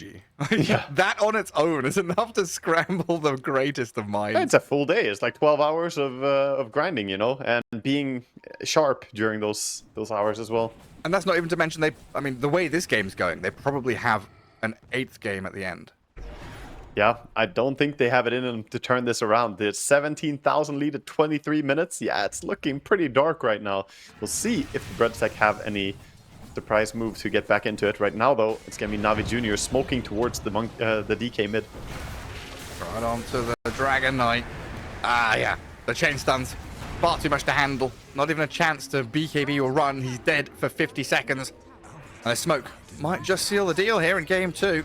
Got the juice. I'm all out of ideas to scratch at this point. I've scratched everything. My entire paper is all scratched. Just dropping that same chat wheel line every time a Dire hero dies. Every idea, man, out the window. Got the juice. Game 1. Not great. Game 2 has a list of Dire hero names on it. Oh, he's feeling good, yeah. He's getting every bit of money's worth for this game after having a hard game on Wind Ranger, to say the least. Sometimes you know you just forget something exists and you're like, what the hell is that? The Luna had a salve next to her and it was like, it looked like the salve was rotating around her like a glaive. And I was like, why is the salve moving around the Luna like an orbiting, like a moon or whatever? Like, what's going on? It's the Monkey King. It's the new Slass's Way facet where you can take an orbiting salve and it salves people around you. One of your glaives turns into a random salve or clarity. Or... you get a random consumable. Yes. Every 30 seconds, your glaives turn to a new consumable. He's included.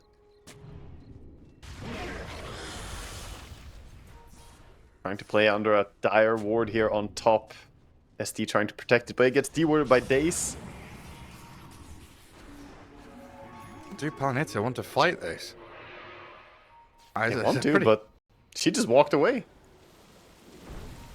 Off we pop. She didn't even do anything fancy. She just walked left, and they can't really catch her. You've disrupted me, and I have run. Roshan is alive. And NAVI Jr. complete firm hold of this top left corner as they start off with some good stuns and disables on Fortnite Man. He's dead, but he's got buyback, not using it yet, as the rest of his team continue fighting into Riddies, kill the Lion. Maybe? No, it's not going to work out. They've lost Crystallize, Moonlight's died and has had to buy back. Cracker is stuck here, but will TP home, or at least gets back to safety. That is just a signal of the rest of this game to come. I feel like Storm has just, relinquished any kind of scaling that he could possibly ever want. We did, however, learn something, Garrett. Yeah, I know. He can indeed reach 0 galvanized. We are looking at a no battery Storm. There's nothing. He does have I guess it says he has some mana regen increase, so it has a base mana regen increase even when you're at 0, but yeah, there's no battery. So if you lick him, he doesn't make your tongue tingle. No, feel nothing. Poor How little many guy. lemon batteries does it take to be stronger than this Storm Spirit? Oh, gee, I mean, one? Yeah, I believe so. Half? 1/3 of a potato. Probably saps you harder. I'm out of ideas. I'm out of silver linings. I'm out of answers. I'm out of questions. Margaret, what do you think Navi Jr. do next? I believe they're gonna go for those buildings. You know, the heroes aren't putting up a good fight, so they're gonna see if the buildings are gonna do it. And I think they're already feeling themselves that this is gonna go to game 3. At this point, it's just tough. Storm is 300 gold from a BKB, so he can get that. But even if he gets it, how are you gonna get through all the damage mitigation now? Shivas is almost complete on the Kunkka as well. Getting real big. Greaves on the Willow. The support network 3019, difference is a big part of the story as well here. 9011. Kunkka and Luna both unkilled. 10-3-12 on the Monkey King. I think you ban Monkey next game. Probably. I think you respect it. The Niku has played great. He didn't actually do as well as I expected in lane against the Storm Spirit. That lane can be even worse for Storm, but he has just controlled the pace of the game entirely. Yeah, it's like the first 3 minutes was like, is this working as intended? You know, the Monkey King isn't he meant to be doing? And then, yeah, really clicked into place. Haste and shield rune on him now, so he feels like taking a fight. He's like, guys, let's go high ground. It's happening right now. Luna is feeling ready. She has Aegis. Panda in hand. And the banner is dropped. We'll drag the wave away from it, at least. Dragonite steps forward, trying to deal with the Luna. The damage is coming his way, though, as the Storm zips in. BKB'd up. Focusing got the juice. Luna nearly dead. Healing back up, a little touch there. I don't know if that was a Lotus Pass, too, or something. But regardless, has a second life anyway. She comes back, and now you used a lot of your resources. Dragon Knight doesn't have that BKB anymore, and how do you stand against all these disables? Wait, what do you have? Roar? I guess they have Roar and Zip, so they can try. But Storm also doesn't have his BKB. Oh, Jig Heroes missed his ice path. Looks like a They're on dieback the out Luna. of Cracker. Luna is Bolt being is here, focused, though, but has so much backup. The bodyguard just throw themselves in front of the Luna. Defend got the juice. I'm scratching those ideas as well, got the juice. All of them are scratched. We're scratching and going next. Game 3, it is. Yeah, scratch game 1, scratch game 2. It's all about this final game of the series. Yeah, Best they 3 down reduced it to a BO1, effectively, at the end of this. That sure is. I mean, Dire Tide? It's coming. Starts with Grimstroke. Is it time to push towers again in a PvP game? My favorite season. What's the master? He's just standing there menacingly. So, yeah, so Leshrac didn't... Well, Leshrac did go for the talent that stops his Edict doing damage to towers. Yes. It no longer damages buildings, but it hits enemies with an increased explosion rate. So it's more damage. This is what people are generally doing on Lesh. The other facet is the one where he gains mana for auto-attacking, but that one has really terrible win rates. I looked it up earlier, and it just is one of the lowest performing win rates. So I think this one makes sense. That does invalidate my whole "he's the same hero as DP" statement, though. He wants to kill heroes now. Okay. Yeah, exactly. That's where I was going with that. I thought they kind of pick this middle edge to go and push towers, do a bit of pressuring. But I guess if you just do damage to heroes instead, you're against tanky strength cores. Give me more pure damage. The AoE per intelligence has to be one of the weirdest innates. 0.4 AoE per intelligence. That does not come out to be a lot. No. Like, you have 200 intelligence or something in a late game super farm. You're not even getting 100 AoE. What? And it feels like AoE is one of those things that's like very difficult to count. It is. What is it giving me? Yeah, but this is not giving you much, I can tell you that. But is it also... So it's plus AoE. But is that radius? Yeah, I mean, yeah, What- that's what how is it? the AoE stuff worked. Generally, it gives you radius, so Okay. it is radius per that. Gotcha. God, that's an odd one. It's just there, isn't it? The innate. Some of these innates are kind of just there. They Yeah, exist to exist. 200 int and you have 80 radius increase. I mean, 80 is quite a lot, I guess, but 200 int is crazy number. Like that's for some very farmed lesh. Oh, he's gone split earth. He's got a He level in did. the stun. This is different tech. This is the mid lane, and on mid lane you do not like Diablo Edict because you got a lane against someone, which means the creeps will tank, and that's the difference between support lesh and mid lesh. Mid lesh loves stun. It's amazing. Sure does. Oh, Niku, already very low HP. Just trying to onslaught to gather what creeps he can. Got the juice is just touching Fortnite man as well. He's using the stun and harassing him quite a bit. Oh, stay away from that creep wave. Head realm hit, just whacks into Riddies. Still a very strong lane here though. From Palianytsia, Dark Willow and Centaur. Both of them have very potent lanes, but level 2 comes in for Navi Jr. first, making a play with it. Fortnite man. Ah, he's done for here. Yeah, the Inkswell with the blood grenade. You're right, level 2. They crack You it have first. to respect that. The team to push the second creep wave first will get the level 2, and that's always a power spike. And down at bottom, Crystallize taking a few hits there from the Rubik. Yeah, Lash does start to open up a lead in the mid lane. He's slowly taking a bit of harassment on his bottom lane, but he's getting healed by his Omni Knight. However, nice value. Fade Bolt here, getting the double hit, and Tidebringer also harassing whenever able to. They just can't play up, can they? Wait, they PMA missed the has torrent and they still almost get the kill. Jeez. 12 last hits Kunkka though with 3 denies. Daze can Rubik play 1v2 and zone them back. Rubik had blood grenade that entire time, by the way. That Omni could definitely have died if he just popped the blood grenade. I think maybe getting... It didn't come on courier? No. I think he had it during the fight. That was Kunkka's courier that was going back. Yeah, you're right. Unlucky.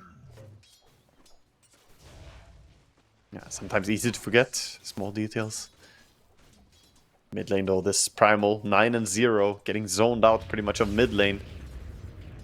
Diving on the tower, this cannot deal damage to tower, which also means you cannot protect yourself by going next to a tower, this Edict. That is a lot of damage. Level 2 Edict runs right at that Primal Beast. Up at top lane, got the juice. Looks like he's tank enough to step away from QBFY and Fortnite Man. So at least getting a little bit back in this lane as a Centaur and the Willow. Whoa, down to bottom lane, lift back. In towards PMA. A little bit more damage, one more hit. They're not going to find it. Cracker has been able to protect his Luna. Keep Navi Jr. at bay, but it's still Navi that gets to play the wave. But they have no regen. Like, yeah, you get healed by your Omni, but they have no tangles, Gareth. They are out of consumables, Gareth. They are hungry down here. I haven't seen the Luna hit a creep. I know she has 9 last hits, but But you've never seen it happen. I myself personally have not seen the Luna actually next to an enemy creep wave. So you don't believe in it. Completely zoned out.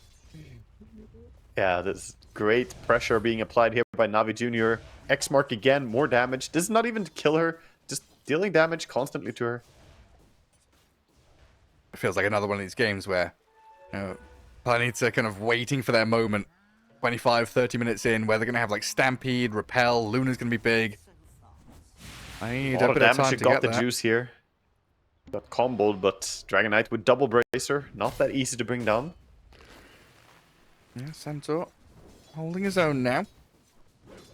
I'm also not seeing the Primal touch a lot of creeps lately. He is 12 CS, 13 CS. He's struggling a bit here against the 26 and 10. The Dark Willow and the Rubik are going to start catching up to them in a second. Rubik's got 5 denies. He's been getting his right clicks in. This is an easy lane for him since the Omni can't really harass the Rubik. And Luna just wants to hit creeps. Now, though, she is chasing a little bit. Get a bolt on him at least.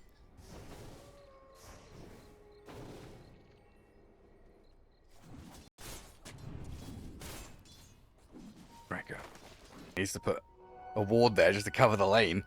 Here comes the early moves. This is Primal Beast stuff. And got the Juice dead, though, up top.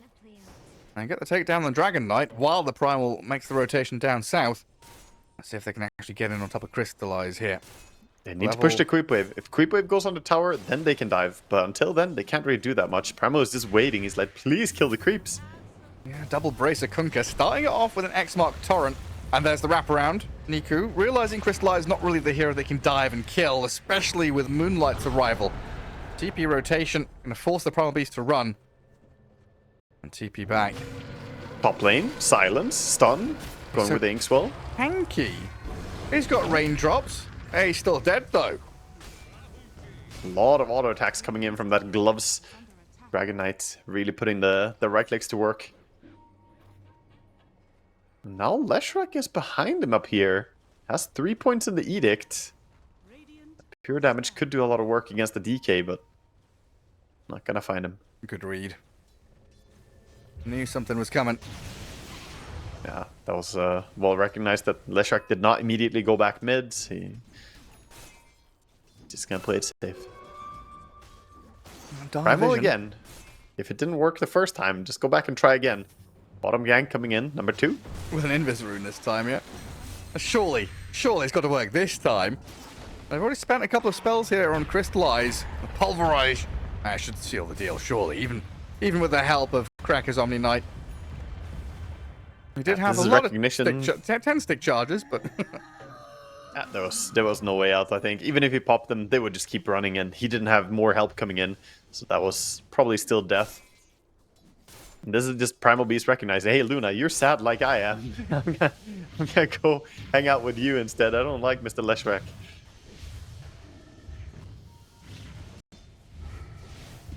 Leshrac is a nasty fella. Yeah, sure is. All that chronoptic nourishment. It doesn't stop bouncing. Well, Cracker at least gets a D ward. A bit of money for himself. Crystallize. Yeah, this Luna. 2200 net worth. Difficult times. She's trying, but she has power treads now being sent out, so he can pop into jungle with 3 points glaives. He actually does farm really fast in jungle. See some bounty runes being picked up. More gold going the way of NAVI Jr. right now. 8-minute rune about to come. Moonlight is not that tanky. I mean, it's dangerous to go into Primal. It is. Holy, his damage. Oh my god. Is that level 4 Edict? It is. I have not seen that damage output of a level 4 Edict with his talents. That is absurd. At minute 8 as well, right? Because usually it's a support Lash where he's like level 4 now. Yeah, exactly. 950 damage that quickly at minute 8 is pretty crazy. Oh my goodness. And Riddy's is going to die as well. Is mid Lash making a comeback? With an Omni Knight. I mean, this used to be an old combo, right? Omni Lash. He's making it look nice. I wonder if we're going to see, you know, that drawback that he can't use it for pushing towers, if that's going to come into effect. But maybe. Fighting heroes? This DK might overstep as well. Absolutely might. I mean, got the juice, half HP. Niku dying quickly to Moonlight. In comes Crystallize. The Luna's here. Destroys them both. 3 in a row. Down they all go. It's all the Leshrac. Bring up that damage again. You see it. Leshrac just kicking ass in this fight. That fight didn't even last long. That was 6 seconds of fighting, and they just disappear. Yeah, just, I don't know. The things are falling apart here very quickly for NAVI.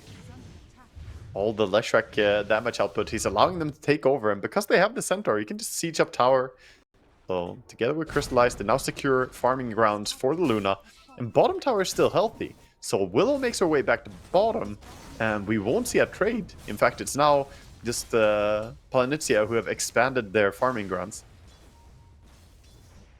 I need to do a bit of digging here, because this has triggered a memory for me of old OG when Fly was still on it. I'm trying to remember who was his...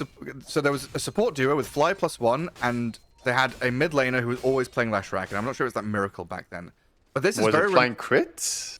Maybe, yeah, maybe it was Flying Crit, because they were playing Io Dazzle or Io Omni, or Dazzle Omni, and it was always one of those like combination of double saving supports with like a Lesh and a Huskar or something.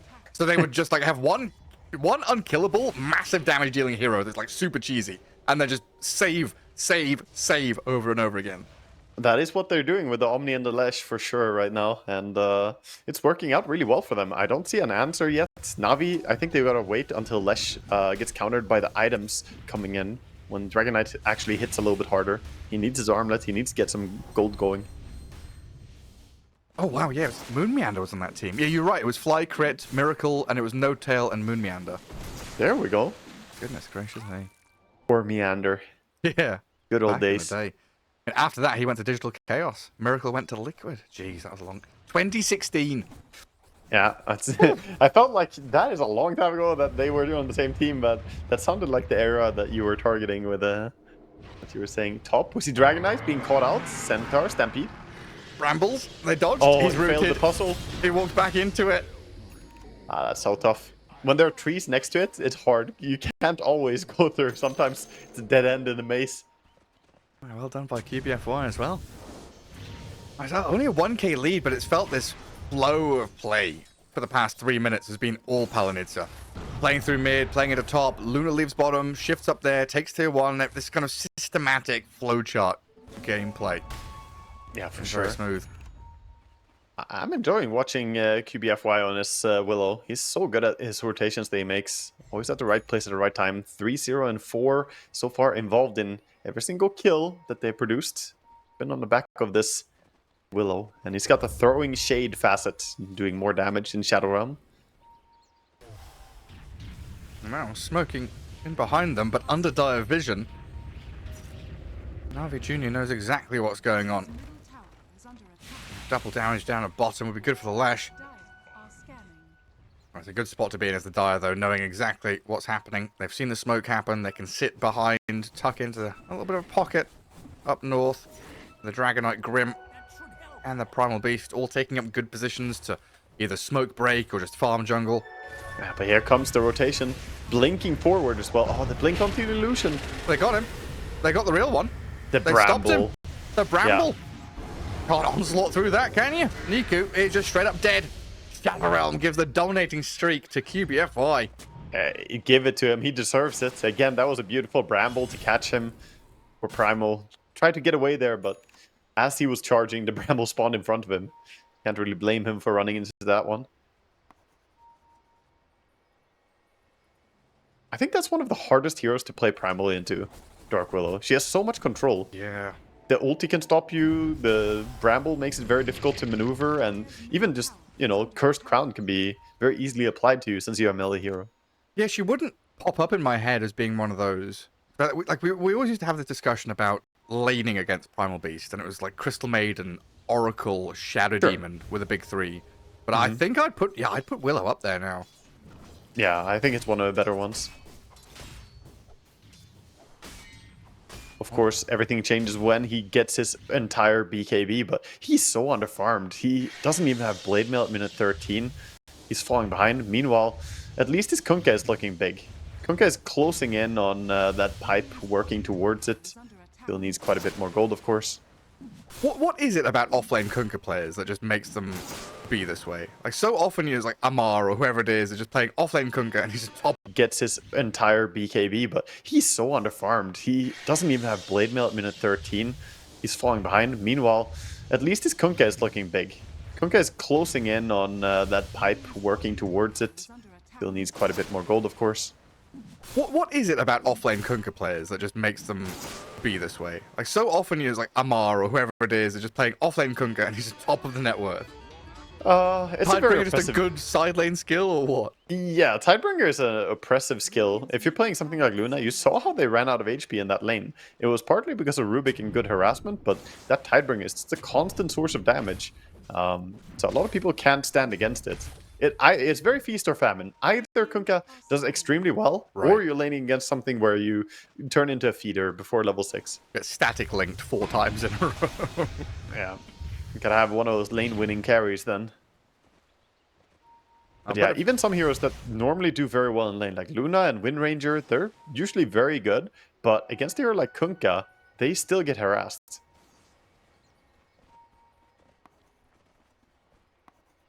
Another smoke here. Going 3-man stack. Blinks forward. Right in. Right on top of them. I mean, Rubik just disappears. That's a good X mark.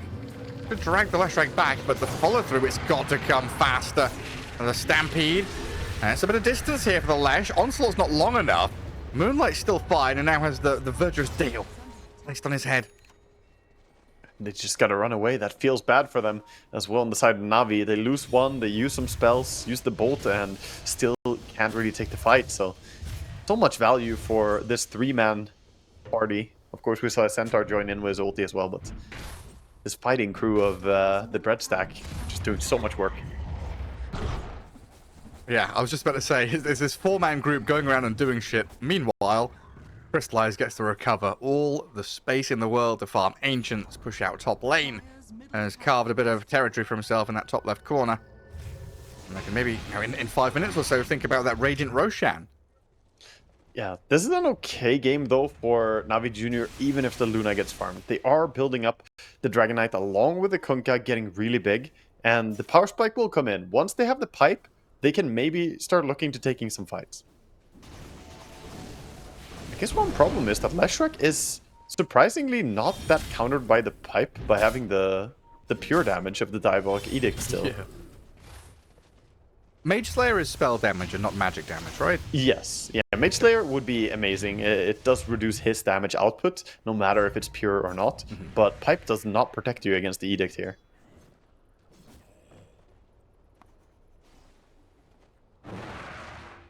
But they're not going for a Mage Slayer. The Dragon Knights went Armlet and going BKB next. Might see him go back for it, but seems unlikely at this point. Normally is a first or second item. Now Niku. Moonlight. Blade Mail, was that reflecting all the damage back on the Lesh? Now bound up by the Grimstroke ulti, but it's still just an onslaught of damage onto Niku thanks to Fortnite Man and his move forward with a Stampede. The boat, who's that landing on? QBFY, Willow. Dark Willow, half HP, dropping low, but Fortnite Man has stepped forward. With the Leshrac, they've got eyes on Daze. Rubik's gone. 2 kills in a row and no real casualties. Oh, look at the bramble placement there. Gorgeous stuff from this Dark Willow to catch up onto the Kunkka. He was the highest net worth in the game and now he's dead. In the grave. Man, QBFY is just the player of the game so far. He's doing so much work. At the same time, Moonlight is absolutely popping off. His aggressive playstyle, he's an all-in aggressive type mid laner with this Blink Rush on Leshrac. He's making it work. He is 5-0-5 and his team is always behind him, ready. Omni Knight comes in and saves him after he blinks aggressively. They're showing interesting way of playing Dota here with, Lesh mid. Haven't seen it. Yeah, but this is how he was playing on Primal Beast. He's blinking into the middle of 5, breaking vision, seeing a target. That's fine when you've got 3k HP and, 12 armor or whatever. Now you're a Lesh. He's still doing it. If you have enough damage, you don't have to worry about surviving. Just kill the enemy first. That's basically his mentality in this game. And they're playing under a ward now. Probably he's wasted his Q. Could feel like a target for them. I think you just described nuclear deterrent, by the way. If we've got enough nukes, they can't nuke us back.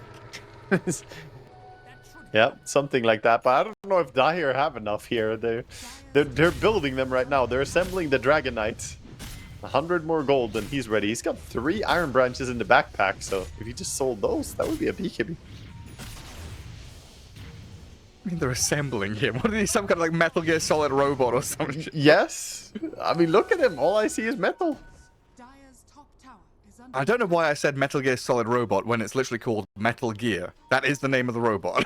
Yeah, that is it. Yeah, dum-dum. Every single time, halfway through saying a sentence, I know. We got Metal Man and we got Fortnite Man. Who will come out on top? I think it's Fortnite Man. Also, love the fact that Fortnite Man went for the bullwhip when playing Centaur, just so he can whip.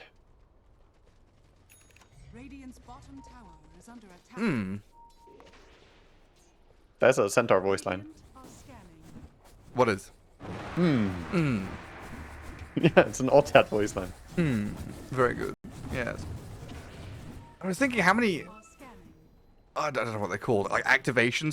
Fortnite has all the Batman and Marshmallow. Don't ask me for the actual stuff in the game. I have no clue. They've got a lot of like tie-ins with Marvel and Disney and whatever else. Yeah. Fortnite Man's going to win every single time against anyone you talk about because he can just buy them and put them in his game. Yeah, he's got the power of, like, probably Goku and everything else. It's all in the game, all fair. We see another pick off here, the fighting squad. Like, people being afraid of, you know, someone taking a photograph of them and stealing their soul. Fortnite Man just comes along and puts you into Fortnite. You are in Fortnite now. There's no escaping. Oh no, print screened into Fortnite. You are marketing material now and nothing more. And then that's the speech they gave me when I became a content creator. Well, we'll follow Roshan through the gate, but not actually start off on defeating him just yet. Tormentors are up and the Wisdom Rune's coming soon. NAVI find a fight that they can actually win. It's against the Tormentor, but still. Can they? And even then, it looks like it could be dangerous. Release gets healed last second. He's gonna be fine. He's alright. So get the shard over on Rubik. Be nice to have, but you know, a little bit of more save potential. Repositioning your teammates can be really, really big. It's got to be so weird as Navi Jr. though, thinking about like Luna hasn't shown on the map for a long time. Like, I'm not kidding. Almost 10 minutes. Yeah, I wonder what, you know, because if you're playing the game, it doesn't update what level you are. She's gonna show mid now, but I wonder how long she didn't show on a lane for. Oh, she actually didn't show mid. Still staying in Fog War. Luna's level 12, guys. We're fine. Yeah, it's fine. We're actually not that far behind, guys. Luna is, you know, she's probably like level 13 maybe. Now she's at 18. Level 18 rocks up and is like, yeah, what up? BKB is done and it's secret. They smoke to keep it a secret as well. Bloodstone is complete on Leshak as well. I can just imagine. Oh, they can kill the DK here. Jump him. No, not yet. Just imagine the chat. Like, Crystallize doesn't say anything in voice chat for 20 minutes. And then minute 21 hits and he just types RDY space BTW. Yeah. just you ping an item. You ping the BKB. You don't even type anything. You just ping your item. That's fair enough. Ping an item and run down a lane. It's time to freaking go. Catch the Kunker, bramble him up, root him, and trap him with the stuns. Not enough damage comes though. Moonlight and QBFY gonna try and terrorize, but got the juices, got a BKB. Going on the Lesh. A lot of damage on the Lesh, but he's been saved up by the Omni Knight.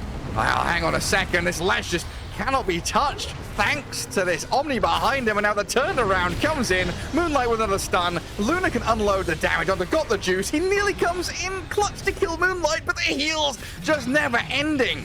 2 down, 3, there we go. Easy as you like. That stolen Split Earth was really big, but sadly it goes down on Rubik as well. If he could stay alive and have that Split Earth with Shard, it would have been a really, really big spell for him to have. But they take him down as well and lose nothing. I don't know, man. I don't know what it is with this team. They suddenly had a really hard game against NAVI Jr., but then they're back to just stomping. Palianytsia, man. They are a team to look out for.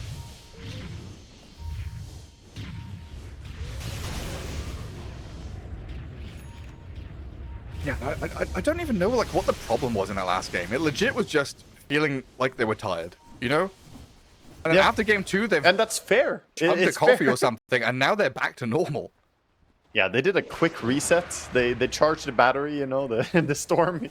Not the plan, but that's the thing, like, we so often like overthink things, right? When you're analyzing Dota, there's so much to analyze. It's very easy to overanalyze. But sometimes you just have to fucking keep it simple, stupid. Yeah. Like 7 games in a day, lapses of judgment happen. People are human.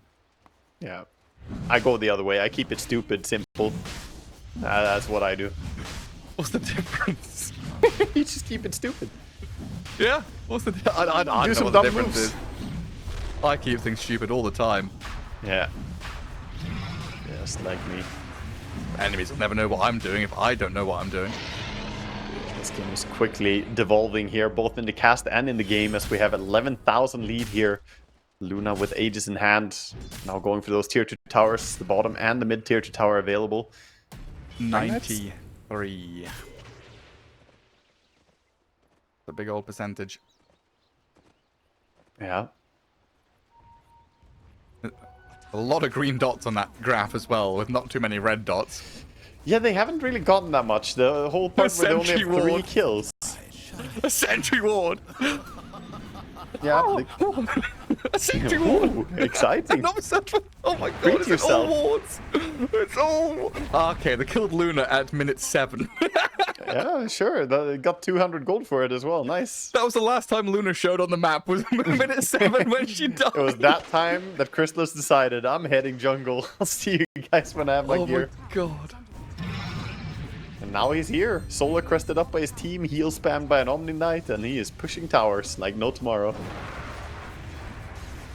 Man, first item, mid-lash Blink Dagger. Popping off. I love it, man. It's such an all-in play. If it doesn't work, you look like an idiot. But if it does work, I mean, he's the mad genius instead. Does he have to BKB TP?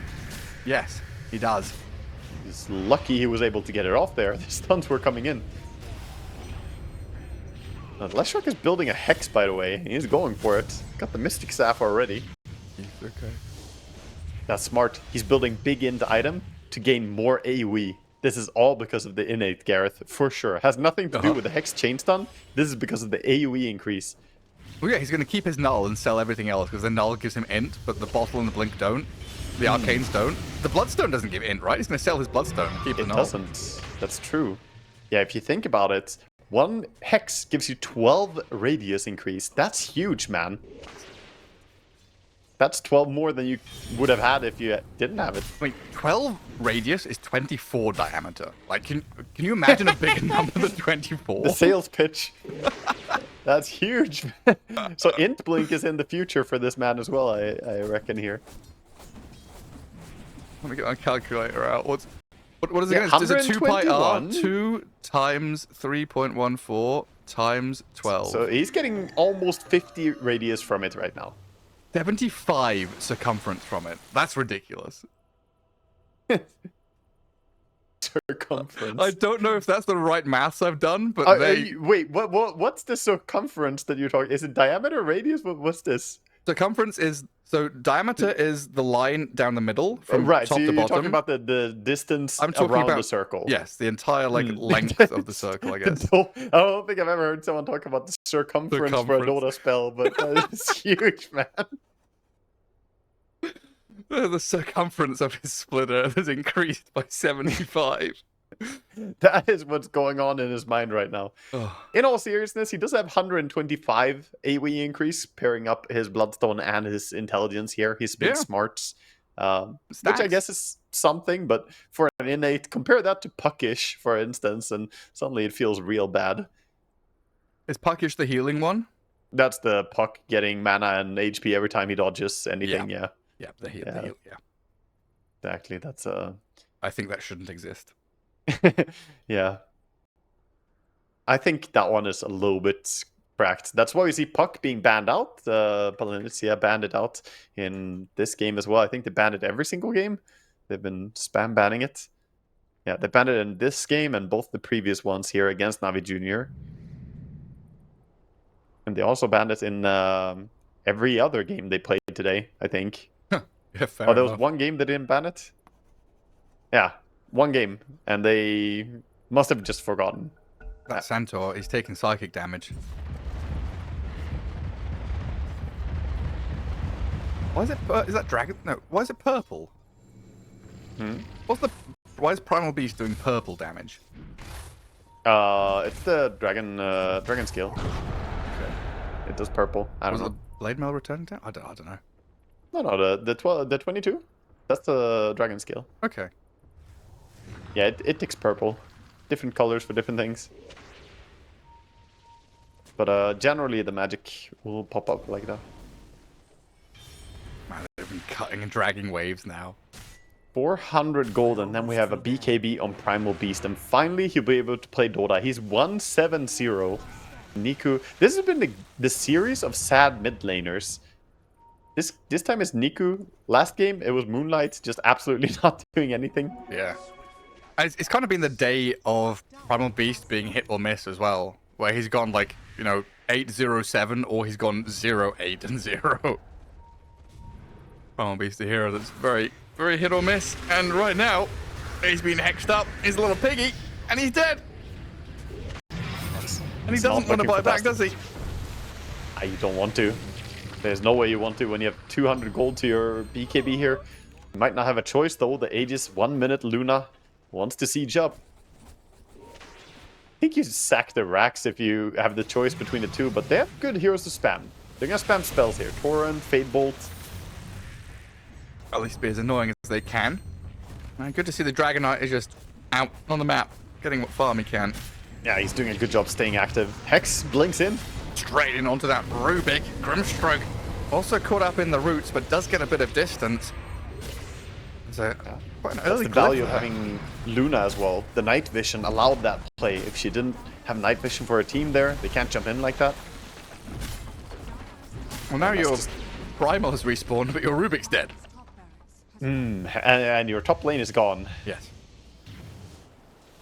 Yeah, things are falling apart. 12 seconds on the Aegis. I believe this means Crystallize wants to head back into the jungle from whence he came, build a little bit more of a gold lead.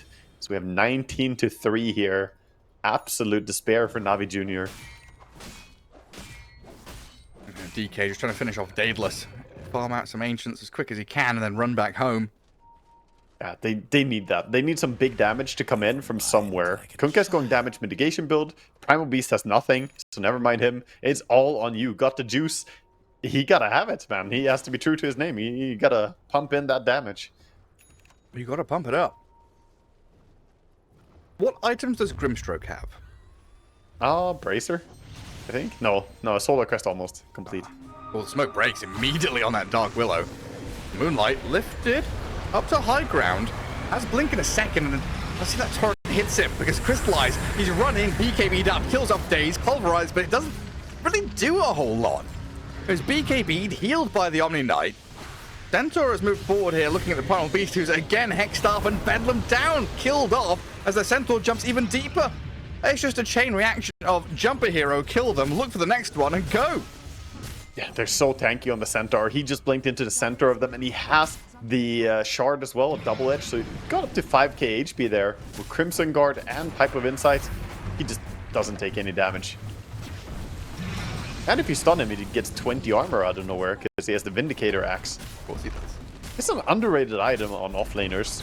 A lot of people pick it on core, like carry, but I think a lot of offlaners could do really well to have this as well. Nobody's gonna kill you during a stun duration with this. It's the anti-Dragon Knight. It's pretty freaking good. This might just be mega creeps. And Crystallize. See a sign of stopping. Torrented, tried to Manta dodge it. Does have the Phantom Brace thrown at him. DK just gets turned on and killed. He's dead with buyback, but this game just feels kind of over. I'll throw the boats at them. That's a good connection. Let's go. Torrent looks decent as well. Two men caught up in it. I might have spoken too soon here as Moonlight gets shredded, and so does Crystallize. The Luna drops. Okay, with a couple of buybacks, they've managed to fight back. Fortnite Man is still in his dire base, though, surrounded by 5 enemy heroes as Crystallize also buying back with Moonlight. Luna and Lesh, they want to rejoin the fight? Lesh blinks in. He's blinked back in. for this.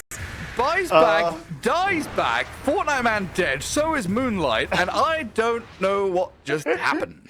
They're backing out again. Okay, this is a huge level throw going on here. They need to back out and calm down, and at the same time, Navi Jr., they were just handed an opportunity. This game was all but over, but with the double buyback, one of them tying back on the +1 and 2 here, this gives a lot of momentum over to Navi Jr. They're actually back into the game.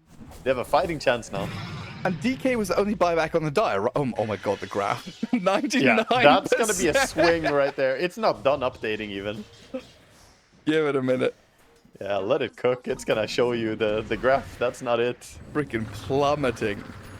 Yeah, the stock is dropping right here. The bread, sell it now. Oh boy, it just keeps going deeper. Yeah, they saw a chance. They wanted to go and end the game. Sadly, people died before they could come back with the Luna and the Leshrac. I love the balls on this team, though. They, they could have played it safe, played it patiently, but they're like, it's been a long day. Let's try and end the game. Just buy back and go end. Well, see, they did this earlier in the day, but they did it when the enemy had already bought back 2 cores. So when they bought back and then killed them, they were ahead, right? But That's how they closed out the game, yeah. Yeah, DK bought back here, so maybe they saw that opportunity, like kill DK, end the game.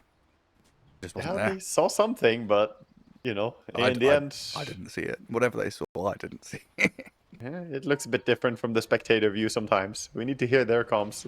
Dota Plus, I like that Dota Plus is unfazed by the buybacks. It's like, yep, it's still a 99% chance to win. It's completely unchanged by the buyback status. Seriously?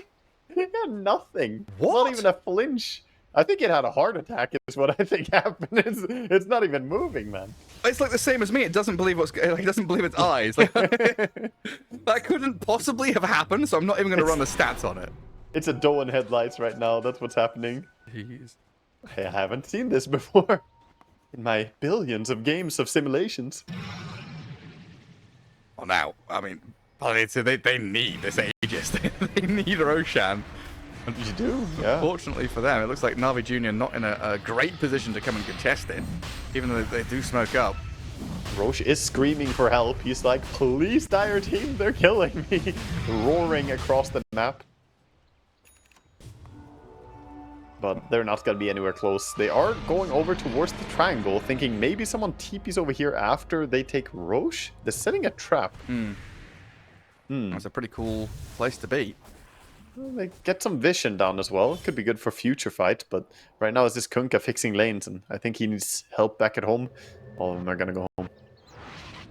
Do you want to know one of my silly strats that I haven't seen a team do, Gareth? Yeah, now that? that we have a little bit of a pause here. I want to see a team do this intentionally. If you took Roche, then next time you take it, it roars, right? When you deal damage to it.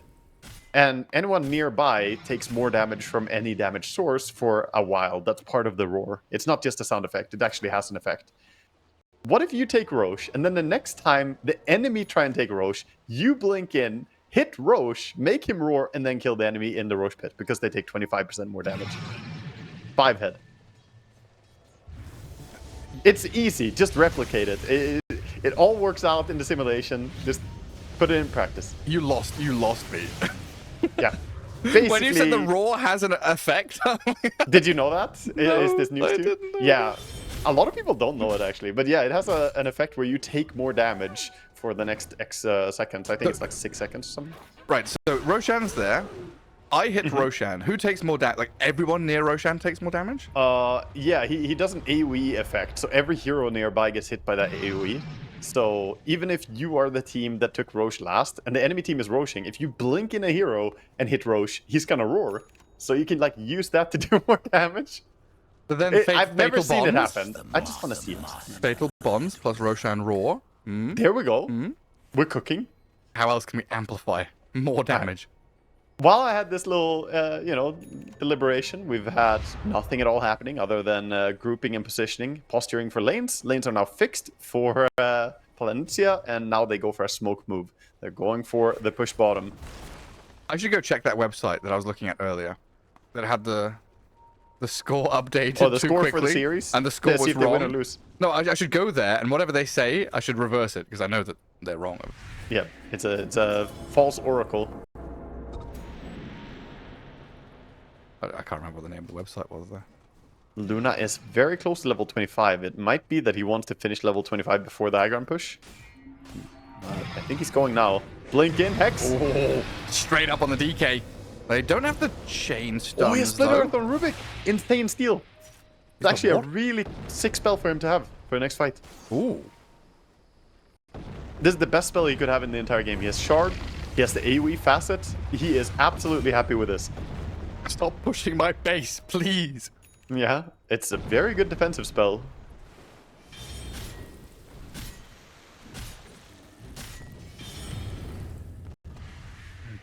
Buyback readiness.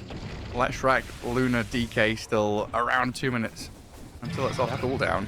Most cores not really ready. It's just Kunkka. Or I guess I should say Willow as well, because she's basically a core at this point. Hasn't died a single time, 8-0-11. Also 0 deaths on the Omni Knight. How often do you see a game 37 minutes in where neither of the supports on one team hasn't died? Huh? It's the cores that are the feeders. Well, the cores have blink daggers and they're jumping into the middle of 5 enemies. Omni also has a blink dagger, so does Willow, but they don't use it the same way, I guess. They're not going in 1v5. They use it to chase their idiots who blink too far. Oh my goodness. There's a torrent on the Luna. Rocks thrown at her as well. Crystallize is sieging up now. Has the Swift Blink. That split earth. It's annoying. Gotta wait It's for not. it to hit and then go back in. Tidal Stuns. wave. First life nearly gone. Stampede is into the back on the Grim. They're trying to take him down as quickly as they can. On the right, Moonlight's gone in deep for the Rubik. The boats are over the top though, so resistance here for Navi Jr. as they turn on the Lesh, nearly kill him off. The PQEs are now up though. The Leshrac, even though he's leashed, able to stand here and heal a little bit off his Bloodstone, I think. And alongside his Luna doing a tremendous amount of damage. They're inside getting the stunned, Split Earth, the Split but they're getting Earth, man. stunned and caught up in all the disables. The Leshrac's dead and so is the Luna. Niku back towards Fountain. Daze surviving on a sliver of HP. They have lost Kunkka and DK and their final buildings in their base. My God, they put up a good Man, fight. he's in. He's going for Ridis. Fortnite Man, go on, show what Fortnite you're Man, made he's of. doing it. He's pushing. He's double edging. He's quadruple edging. He's Go on. huge. Octuple edging. Get them all. He can't even stay on a target. It's been stunned forever. Krekker is here to maybe give a little bit of respite and safety to his Willow and his Centaur as they continue playing 3v4. Centaur Mills. apparently just untouchable right now. Healed up, repelled up. Finally tidal wave back in towards Fountain, but still alive somehow. More boats flying across from PMA as this stampeding, rampaging Primal Beast is struggling to stick on him and do the damage he needs. Fortnite Man is just so He's freaking going tanky. into the Finally, tidal wave into the Fountain to kill him off. Oh my God, dude. I think Rubik must have stunned people for like 100 seconds in that fight alone. The amount of stun coming out from that man in one single fight is absolutely ridiculous, man. And this is just for That's one just the hero. Look at Centaur. him. Throughout the entirety of that fight, though, he was crushing people on the Rubik, staying in the tree line, doing so much work. And I also can't believe that Willow found a way to TP out against him, even with the Split Earth. She finally managed to TP out. Still hasn't died, by the way. Mental. Absolutely mental. And the game is still alive, even with Mega Creeps. You do still have good heroes at killing it. You have Kunkka, you have the Cleave on the Dragon Knight. Game isn't over until it's over. Are we in Rapier territory now for like DK? Yeah, you gotta consider it at least. Oh, he's got it queued. I think he has to just send it. Get the Rapier, and if you can turn this wow. game around, that would be a very cathartic moment to get a win. Both dire supports went Telescope, huh? They really like range. They really do. They're spying on people. Does Grim have Ags yet? No. Grim is not that rich. He's the bottom of the net worth this game. He's got the Solar Crest and he got Shard. That's it. Well, He is how about now? hoping for he's hoping for a Hex, but not like this. Not Oh this kind of no. Hex. You'll never get Ags at this rate. He needs like 3 Philosopher's Stones. Yeah. It's not gonna happen. The push is coming in now. Yeah. Grimstroke dead for 80 seconds. You haven't managed. Fortnite Man is gonna lead the charge. Haven't even managed to prune back one of the lanes. Like all 3 lanes are on your doorstep right now against a Luna. Fortnite Man steps up, like you said. Go get some vision He's up on high walking ground. in. He's got What do you do? 5k HP. He's Jumps a in. beast. He stomps up 2 of them. Kunkka and the Primal Beast. And the Primal Beast almost disappears in a second. Moonlight's moved right on top of him. Niku dead and forced to buy back quickly. Tearpaw's down. Dragon Knight doesn't have ulti for this fight. And It's Dragon on Knight- cooldown for 30 seconds. I mean, he's low HP with no ulti, no BKB, no anything.